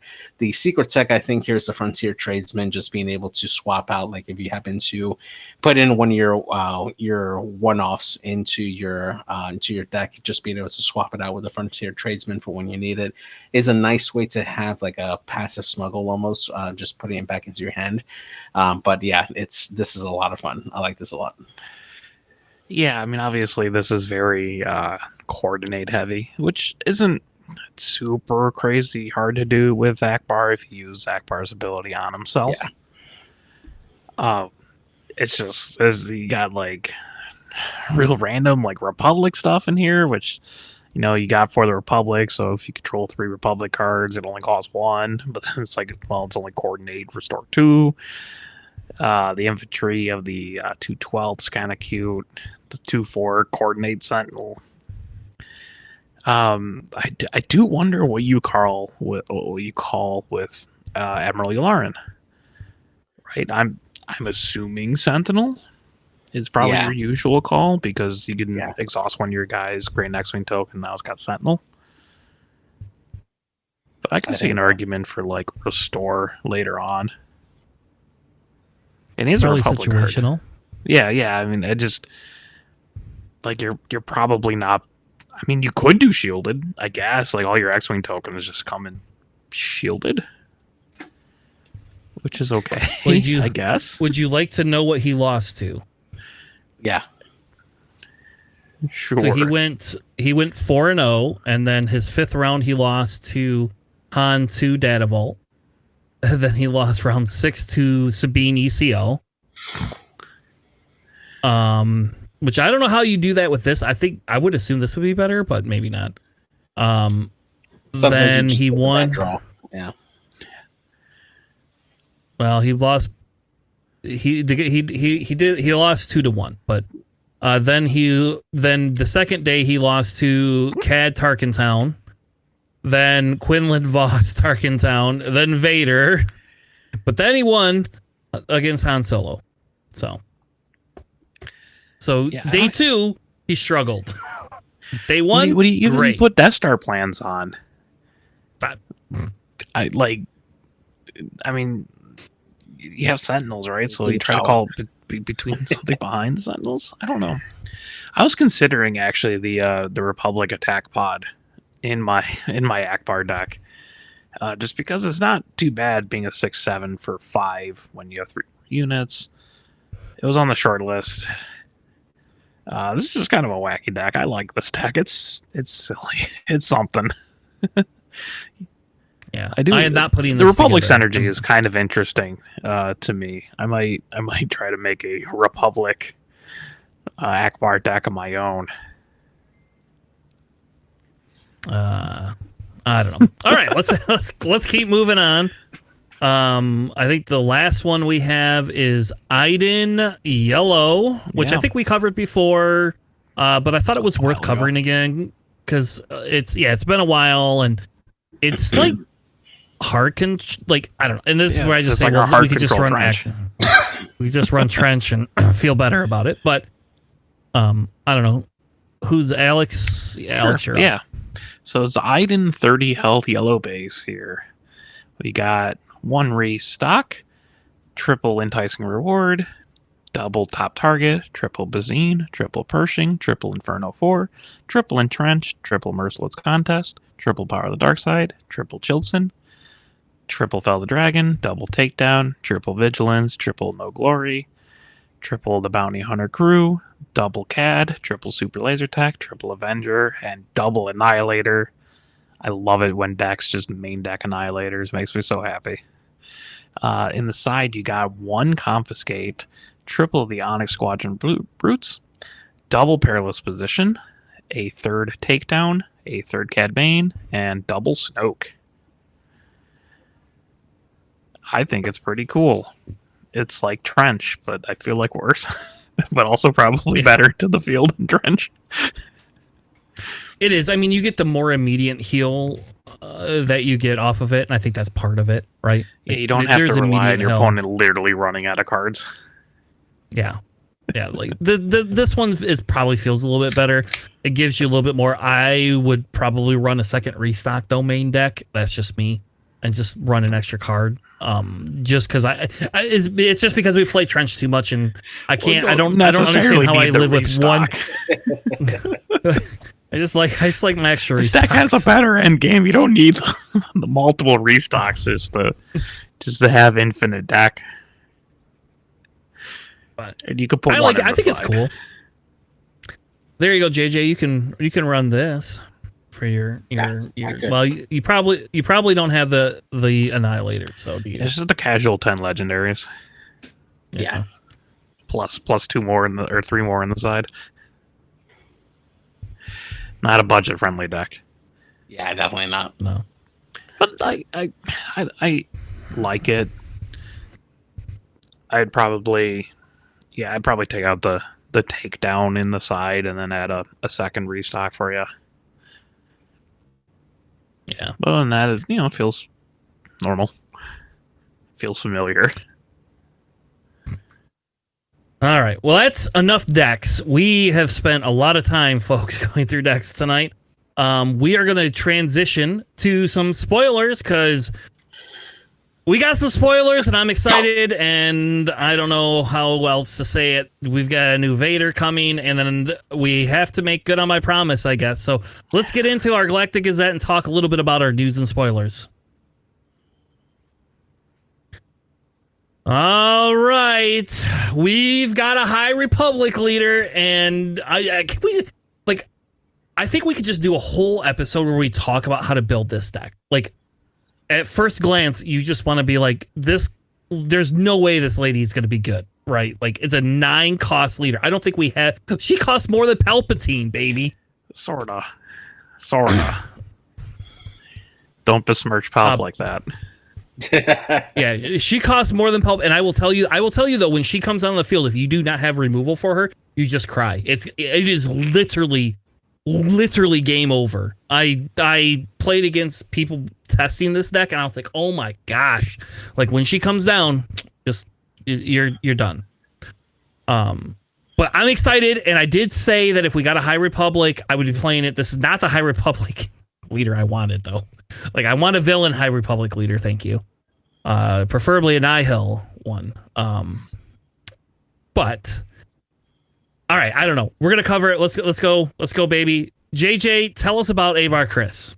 Yeah, so we got Marshal of the Starlight, Avar Chris, coming in with the action, The Force is with you. So you create a Force token as an action, which really just enables so many of the Force cards that we've seen already. She deploys on a 9, and it comes with 4 attack and 10 health with Force, Jedi, and Republic.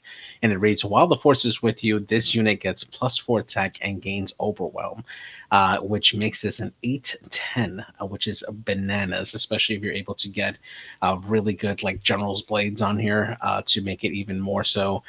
This thing will eat through most Sentinel units out there. This will absolutely be crushing to come out, especially with all the other 9 cost cards that you can play ahead of time to prepare for Avar Chris to come out and just decimate there.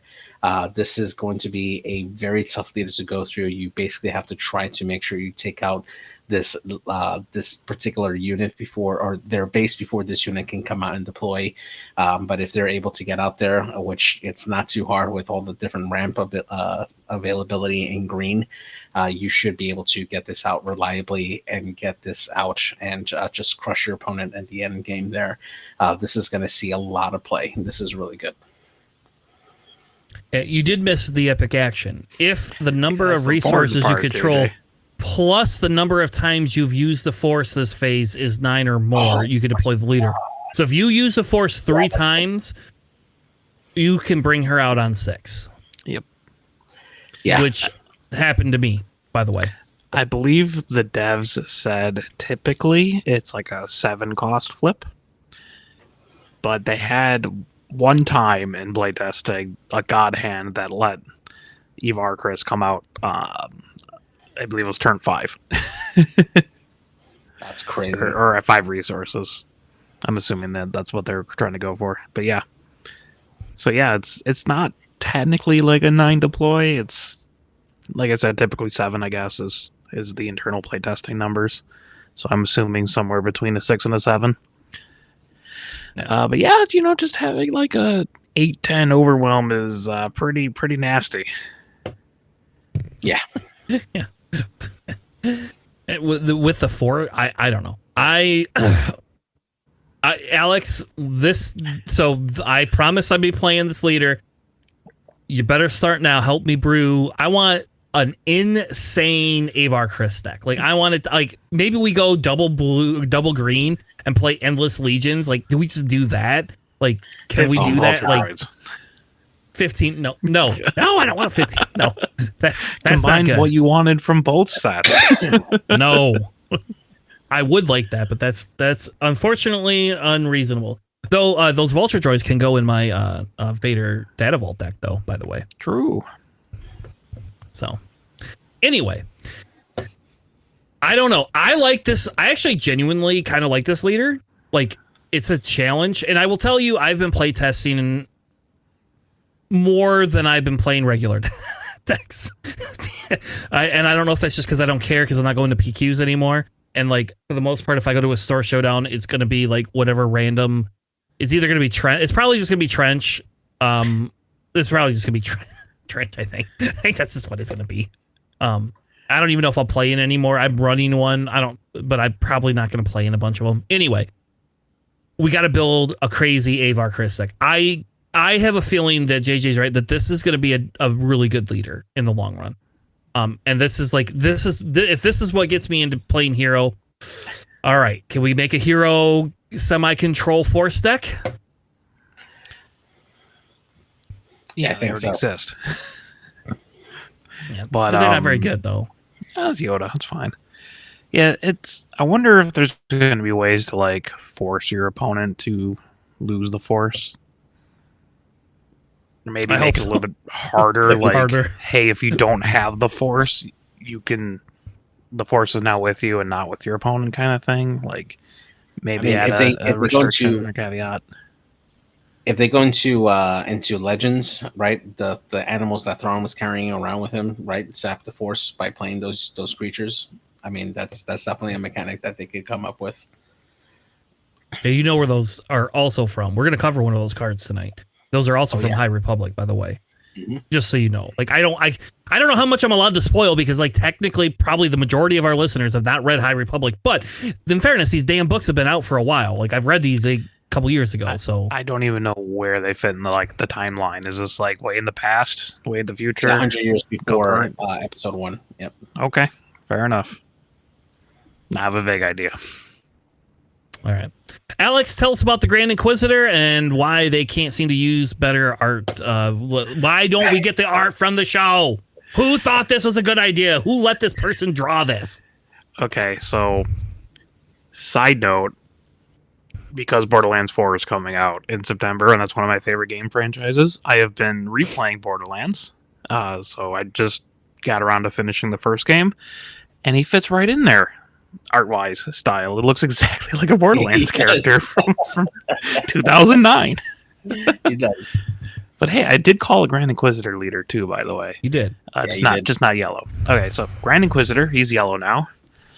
As an action, you can exhaust him and use the Force. And attack with a friendly unit. The defender gets -2/-0 for this phase. It's kind of like a double Jin. Does have the Force, Imperial, and Inquisitor traits.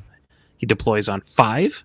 He is a 3/5 shielded leader, and on attack, the defender gets -2/-0 for this attack. You know, that's a leader that exists in this game now. It's Jin 2.0. It is. It's double Jin. And it's an Imperial now. Well, he comes out of turn earlier than she does, though. So Yep. but he has like no health. 3/5, yeah, shielded. So, just loses the takedown. Don't worry about that. They have some cards that I'm assuming are going to go with him revealed. It really depends on kind of what other cards come out. If the -2 attack goes far enough to possibly preserve your shielded or your units. Time will tell on that. I will tell you, I bet you in draft or sealed, this is probably a decent.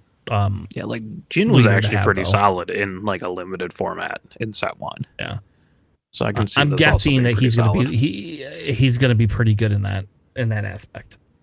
But it's a very sad day because like I thought we get a good Grand Inquisitor. Like I like the other one. You got Roundhead Grand Inquisitor now. Yeah. Which, okay, we're not going to talk about it because JJ and I will go on a Tanner tangent that's so far down the rabbit hole that we wouldn't even get to any other cards. I hate the artwork on this more than anything. I hope the showcase is awesome. I hope this becomes like a $30 showcase and the showcase artwork is amazing and I can have it for $30. All right. Well, we're going to move on because there's nothing of value I see so far in that guy. So outside of sealed. So now here's where Tanner just gets so excited because this is like High Republic heaven right here. We got the Legacy Run, which if you never read the books, you don't know what it is. But if you read even the first book, you know what this is. This is referenced throughout it. This is essentially... I don't know. Am I allowed to tell, JJ? Am I allowed to tell things? How much can I spoil from the books? You could spoil just a little bit. I didn't read the books, but I read the Wikipedia article about that. I could spoil it, just be completely wrong and not realize it. All right. Well, where do you know the Legacy Run from, Alex? From this Wikipedia page that I read. Well, it tell does us what it hyperspace says. things. Sure. Okay. So it's a Legacy Run. It's a 3/3 for 5 yellow space unit. It's got the Republic vehicle and transport traits. And it's when defeated, deal 6 damage divided as you choose among enemy units. Which, I'm pretty sure helps your yellow Palpatine deck very much there, Tanner. Yep. If you wanted to just sack it at any point. Or sneak attack this stupid thing in? Yes, that is the other more important thing. You could also Grand Inquisitor, the red one, if you wanted to, just ready it into a 3/1 and then run it into something. Which is pretty solid. It is a legendary. But I bet a hyperspace version of this would look real slick. Oh, yeah. So the Legacy run is cool. is like the reason they talk about the damage. So it's so thematic. I just want to make sure everybody understands how thematic it is, because the Legacy run is destroyed.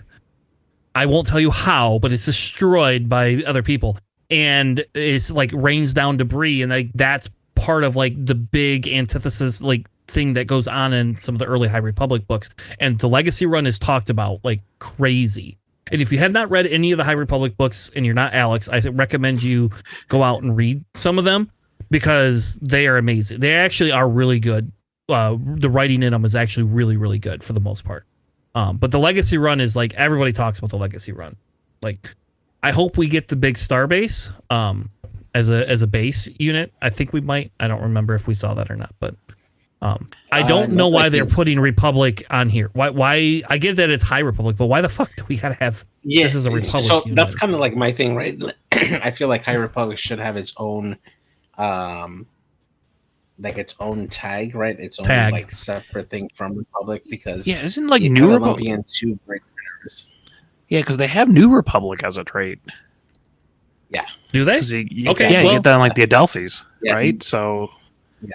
And this is specific High Republic. This did not exist after the High Republic. It was gone. It broke into many pieces.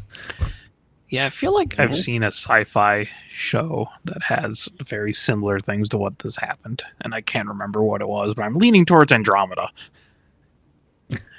Fair enough. All right, the next one I'm even more excited for, though I don't think this is a super great card, but I do really like this card a lot in terms of its thematic. This is called the Drengar Spawn. And it is a 4-cost green villain 3/3 creature. So good thing it cannot go in Kanan. I'm very happy it can't go in Kanan. It has Overwhelm, and when this unit attacks and defeats a unit, give a number of experience tokens to this unit equal to the defeated unit's cost. I don't think it's going to live very long. I don't know how you get to do this. I will tell you can ECL this into something that only has 2 damage. I don't know. There's things with so much health now. I don't know how this is going to work. Eating Grogu's left and right. Yeah, and they're not even. Those aren't even from the same time frame, so they don't really eat Grogu's. But they do eat things, just so you know. The Drengar are again, they're a big part of one of the sections of books. And they have to fight them and learn how to fight against them. And they infect space stations. Pretty decent with the Grand Inquisitor, right? Because they get -2 attacks. So you might not actually die when you swing into them. True. There you go. That's a good use of Grand Inquisitor, baby. There you go. Yeah. But you can also just attach normal stuff to it. You can give this thing a lightsaber if you wanted to. Oh man, I don't think they use lightsabers. Well, they don't appear to have hands, but I don't care. Well, they're sentient. They're sentient. Yeah, they got tentacles. They're sentient creatures. They are. They're actually sentient creatures. Oh. Sure. But anyway. you can add upgrades onto it, or yes. finagle things around it. Yeah, I don't think they're horrible. I have put this in a ECL Revan deck, and it did okay. But yeah, Revan would double up on that ability, which is nice.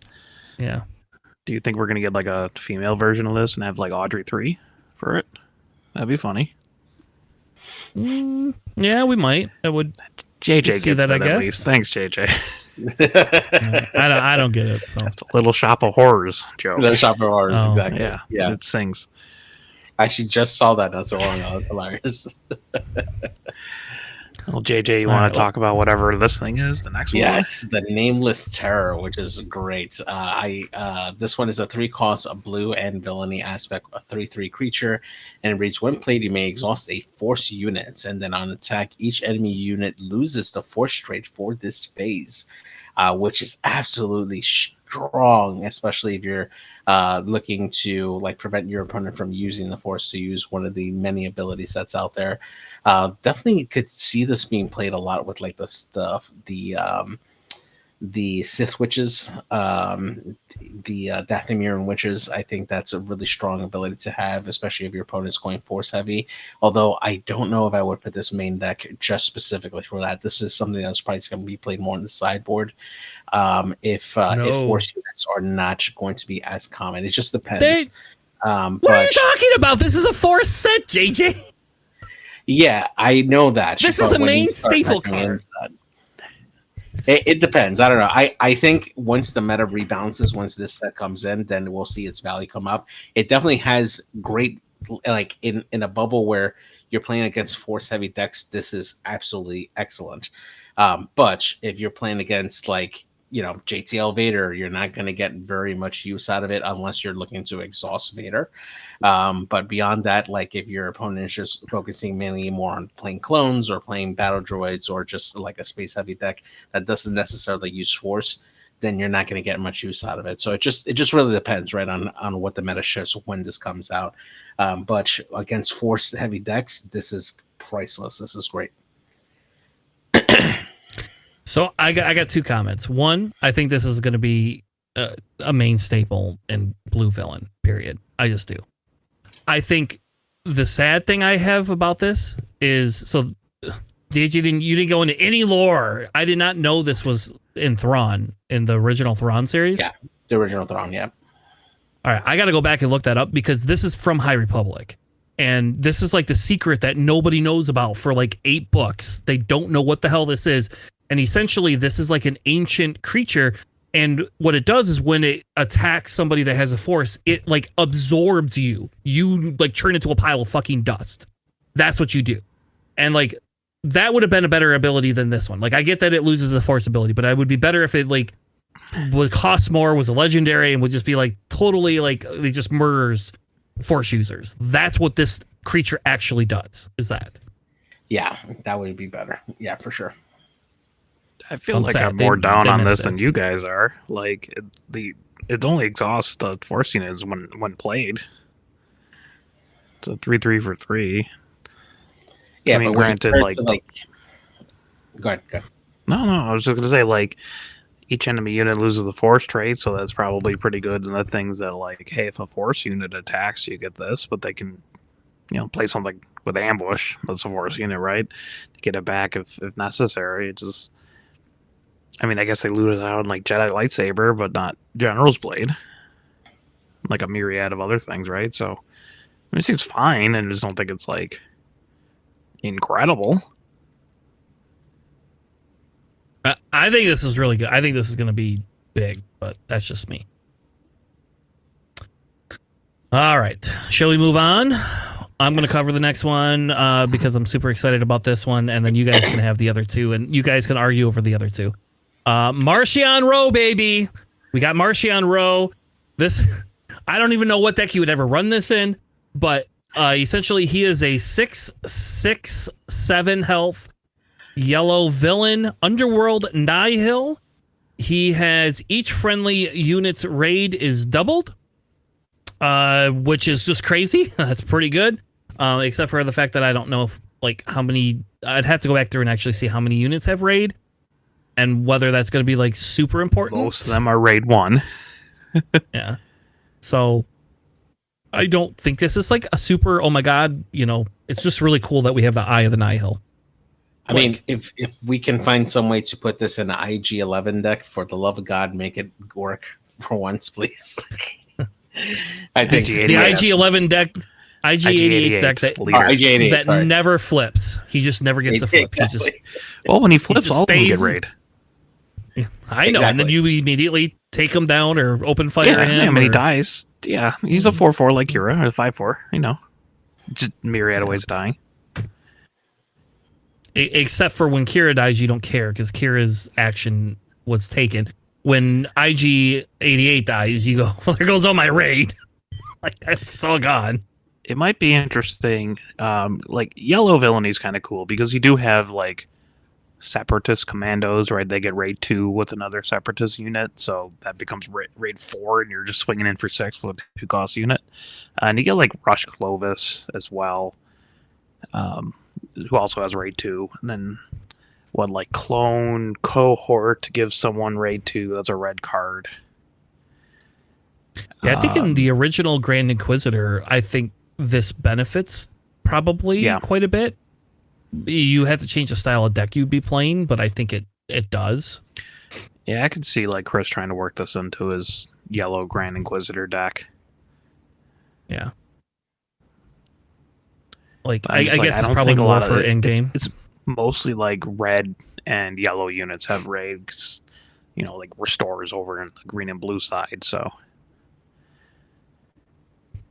But I guess like the MC-30 ship, that's just raid 1. But yeah, I mean, like, yeah. I mean, maybe there's a bunch of cards that they haven't shown us yet that's got a ton of raid.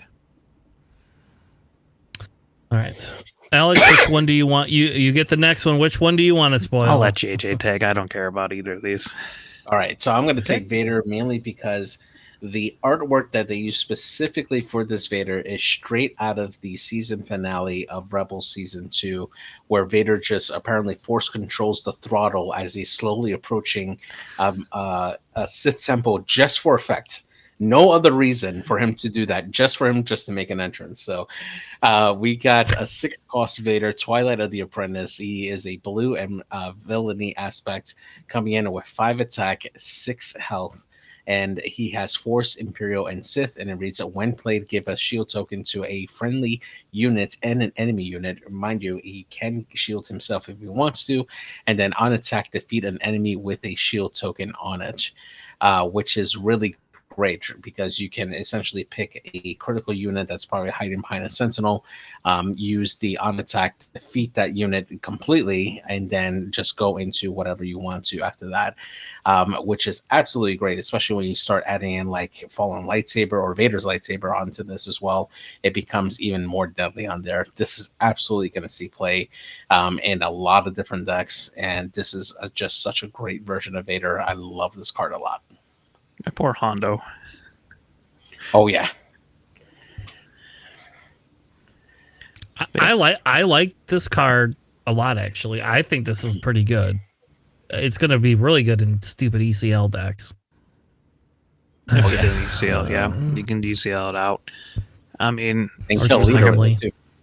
yep, it is not it doesn't specify non-leader, so you can kill shielded leaders, like Kanan and Grand Inquisitor, or whoever you decide on giving a shield token to.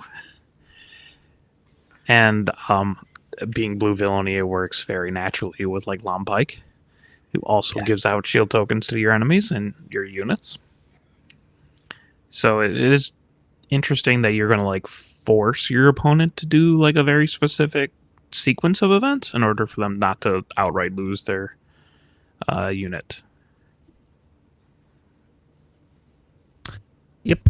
I personally think this is really good. I again, obviously Green Vader is better, but you know, like, I mean, eventually Green Vader rotates and we're just kind of stuck. And I think, you know, like, I personally think this is a really good one myself. I think this guy, I like the fact that they gave him a Sith trait too. So he does interact with some of the different lightsaber combinations that you could put on him. Not that you would always do that, but he does interact. The one's neutral colored and the other one's villain so far in the set. So we might get another Vader saber. You never know. I hope not, but you never know. We might actually get a Vader saber. That'd be kind of awkward. Yeah, I like it. They don't have subtitles, right?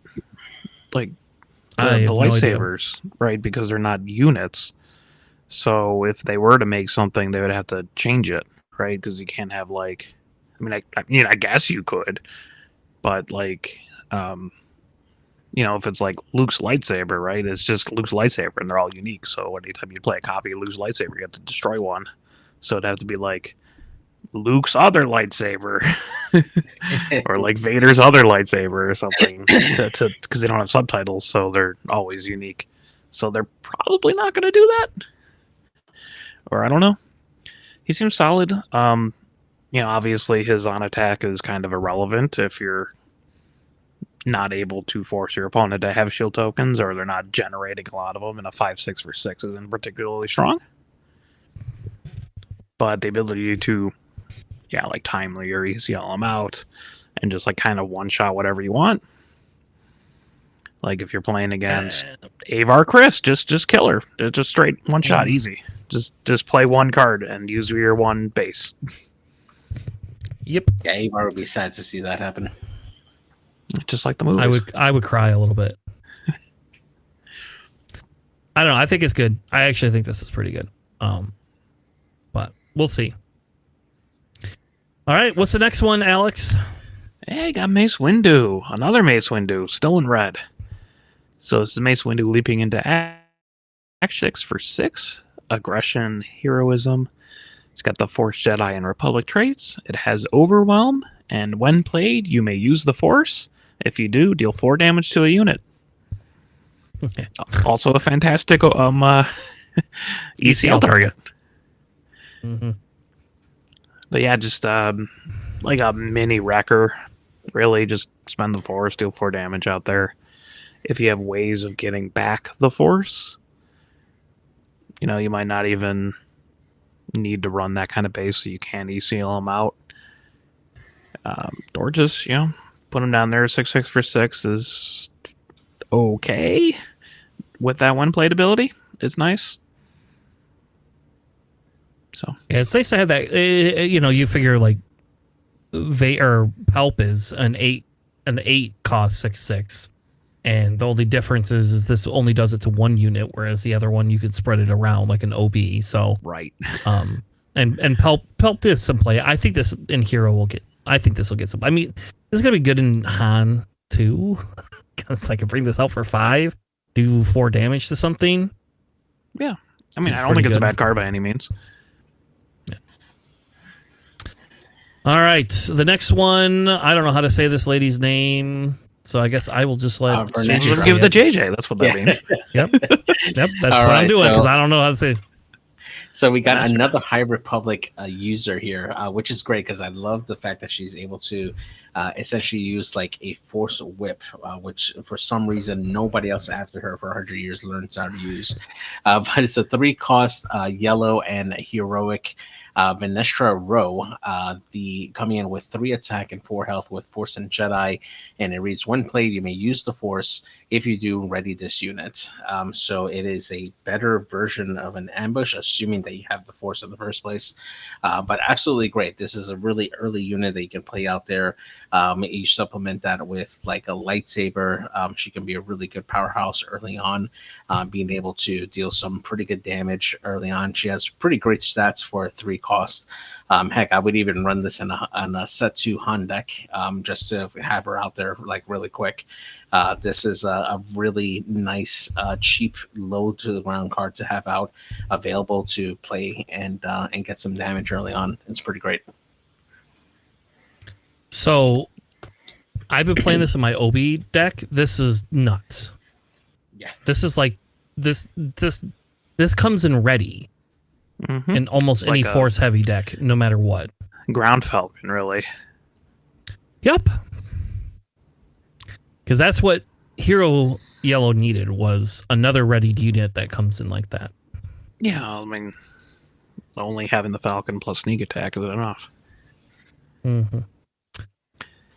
Yeah, I mean, it's very good. I like this one. Pretty solid. Seems like it'd go pretty well in like a Qui-Gon deck as well. Yep.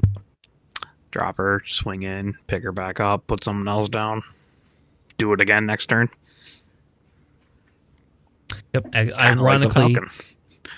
Ironically, actually, that's my Qui-Gon deck has her and the Falcon in it.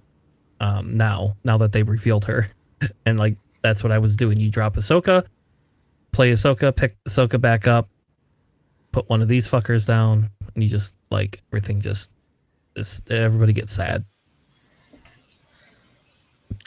All right, let's move on. What's the next one? We got Priestesses of the Force. Yeah. Yeah, it's a 7 cost, 6/8 blue Force unit. When played, you may use the Force. If you do, give a shield token to each up to 5 units. Which would be great for Vader. Yep. Blue Vader.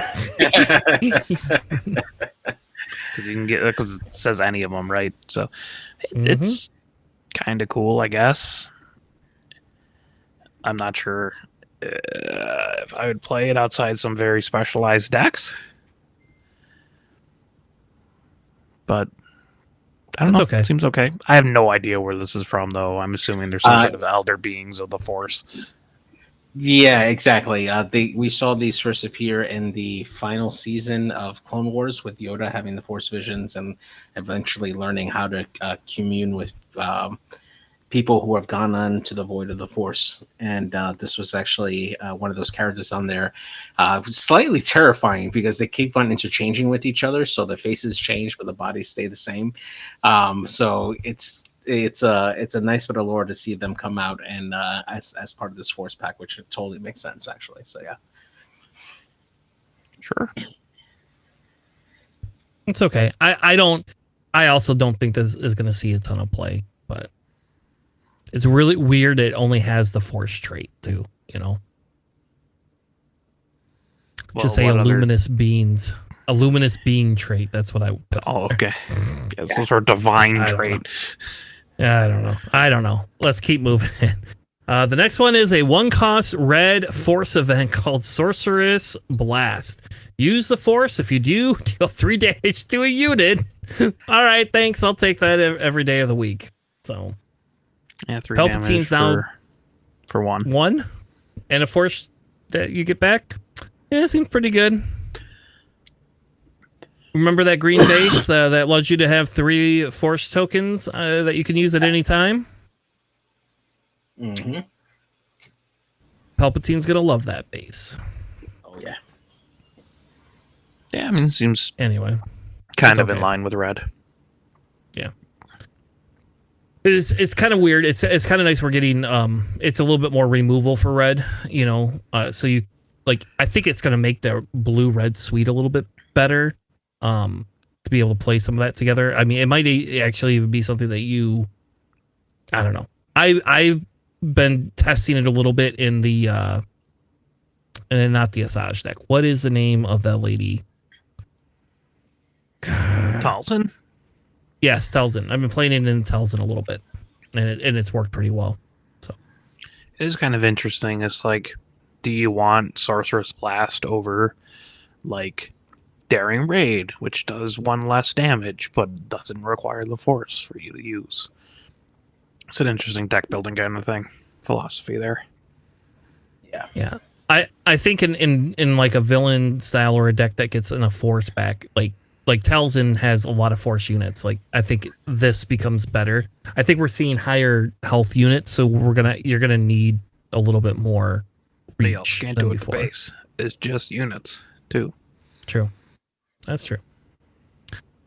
All right, we're down to 3 more, and then we'll wrap up for the night. The Eye of Sion. This was the ship. Are we allowed to say it, JJ? Are we allowed to say the spoiler for Ahsoka? I mean, it's been 2 years for Ahsoka. Okay, I'm sure okay. we're fine.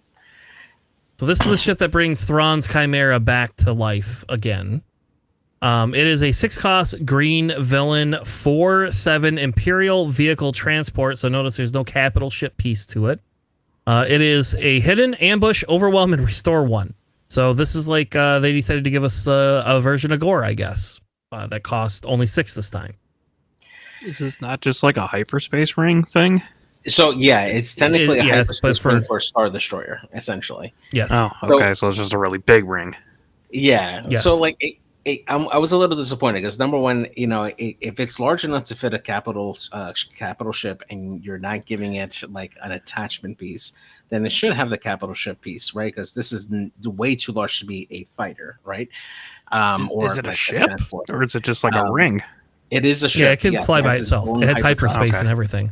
Okay. And I feel like this should have been set up to be like, attached to a capital ship or an equipment to a capital ship, right? To help it like get better stats. I think that's what they should have done for this particular card here. It for its stats for what it could do at 4/7. I mean, yeah, it has restore 1, which is okay, I guess, for a capital ship, but there's just much better options in green for that has options for restore. I don't know if this really sees a lot of play. Yeah, hidden is useful for some things, but beyond that, honestly, I think there you have better options for green for what this ship provides. So Yeah, I mean, like the ambush with the restore 1 means you heal 1 no matter what. It's hidden, so they can't swing back on it on the crackback. But I don't know why that's relevant. Like, what are you gonna attach to this to make it crazy? I guess you could do like Vader pilot or something, make it huge. Like it kind of seems like something a pilot leader would go on to. I guess because of the hidden. Yeah, I guess you could play it right and then put Asajj on it. That would make sense. I could see that. Yeah, because she would. Then you already have, if it's ambushing in as well. She's been able, like, she gives it grit instantaneously. So right, and the 7 health is, nothing's gonna kill it back really, right? So, yeah, it seems kind of like a pilot leader thing. it's okay. We'll see. We'll see what it does. I am with JJ though. I'm very sad that it doesn't have like a real ability, like attach the Thrawn ship. It should just say attach the Thrawn ship for fuck's sake. or if the ship is the Chimera, gain XYZ. Yeah. All right. What's the next one, JJ? All right, so the next one here is going to be Balin Skull, which I'm so happy that we got a copy of this card here. So sad that we're not going to see him since he passed away since the recording of Ahsoka, but I love the artwork for it. I definitely want to have this card. So he's a 5-cost yellow and villainy aspect coming in at 5 attack and 5 health with a Force and Fringe subtext. He comes in with hidden, and it reads, when played, you may use the Force. If you do, return a non-leader unit that costs 4 or less to its owner hand. Then its owner may play it for free, which is fantastic because there's so many different when play effects that you can take advantage of for that cost, and then just play it again out there. Or if you have a unit that's damaged, that's probably like on 1 health, and you want to essentially heal it, just return it back to your hand and play it again for free. It even works really well with ambush units as well, right? You have an ambush unit, just put it back into your hand, play it for free, ambush again, and hit something. You might be able to kill something again. It is just so many uses for Balin's ability. Just the ability to replay that card again for free in 1 turn with that when played is going to allow this card to see a lot of different plays. And the best part is, you just have so many different options here for getting back the Force to allow you to really take advantage of this particular unit. It's going to see a lot of play. I like this a lot. Yeah, I mean it's one Ray Stevenson's super cool, so that's really fun. But like it allows you to, like you were saying, get one plate abilities, like shielded and stuff too, right? You could just like kind of pop a unit back up, put it back down, give it a shield, or like for your opponent, if they're like Ultroned up, right? They got a lot of experience, they got a lot of shields. I don't know, they play the pork pile or something. You can just like pop it back up and then put it back down, and they don't have those upgrades or whatever attached to them anymore, right? So that's pretty cool. Honestly, 5 is, but hidden's pretty nice. But go on. Like if I find a way to like reliably get the Force outside of a leader ability, you could probably use like the location abilities. This would actually be a really great card to have for the Vader deck, the JTL Vader, because you can probably put in some of the TIE fighters that help create tokens. Just pick them up, put it right back down, and create another token. Like it's really useful. Or like the Death Star or the Death Skirmishers, right? Where like when you play him, if you control a vehicle, you can exhaust something, right? You can pick it back up and exhaust something again. Yeah. Or refill the health on what your units that has like ambush that costs 4 or less, right? Or something pretty versatile. Kind of cool. Yeah, it's kind of like the villain version of like what Qui-Gon can kind of do, just with a little bit more limits. So I like it. I think it's cool. I think it's nifty. It's a new adventure in a body. Yeah, I do really like the fact that he comes in hidden though, to some extent. Like I am a little bit more excited about hidden than I originally was for it. So yeah, I mean, like you actually get to use his 5/5 body. Yeah. Yep. Which is nice instead of just die immediately. Yeah. Unless you're playing against Trench and then you just don't get to play him either. I'll just kill him. Yeah, it's whatever. It's fine. Yeah. All right. So take us home. Back? Yeah. So yeah. So last up here we got Shinhati. I assume that's how you pronounce her name. It is a 4/2 for 3. It is a yellow villainy. The Force and Fringe traits. It is hidden and shielded. On a 4/2 for 3.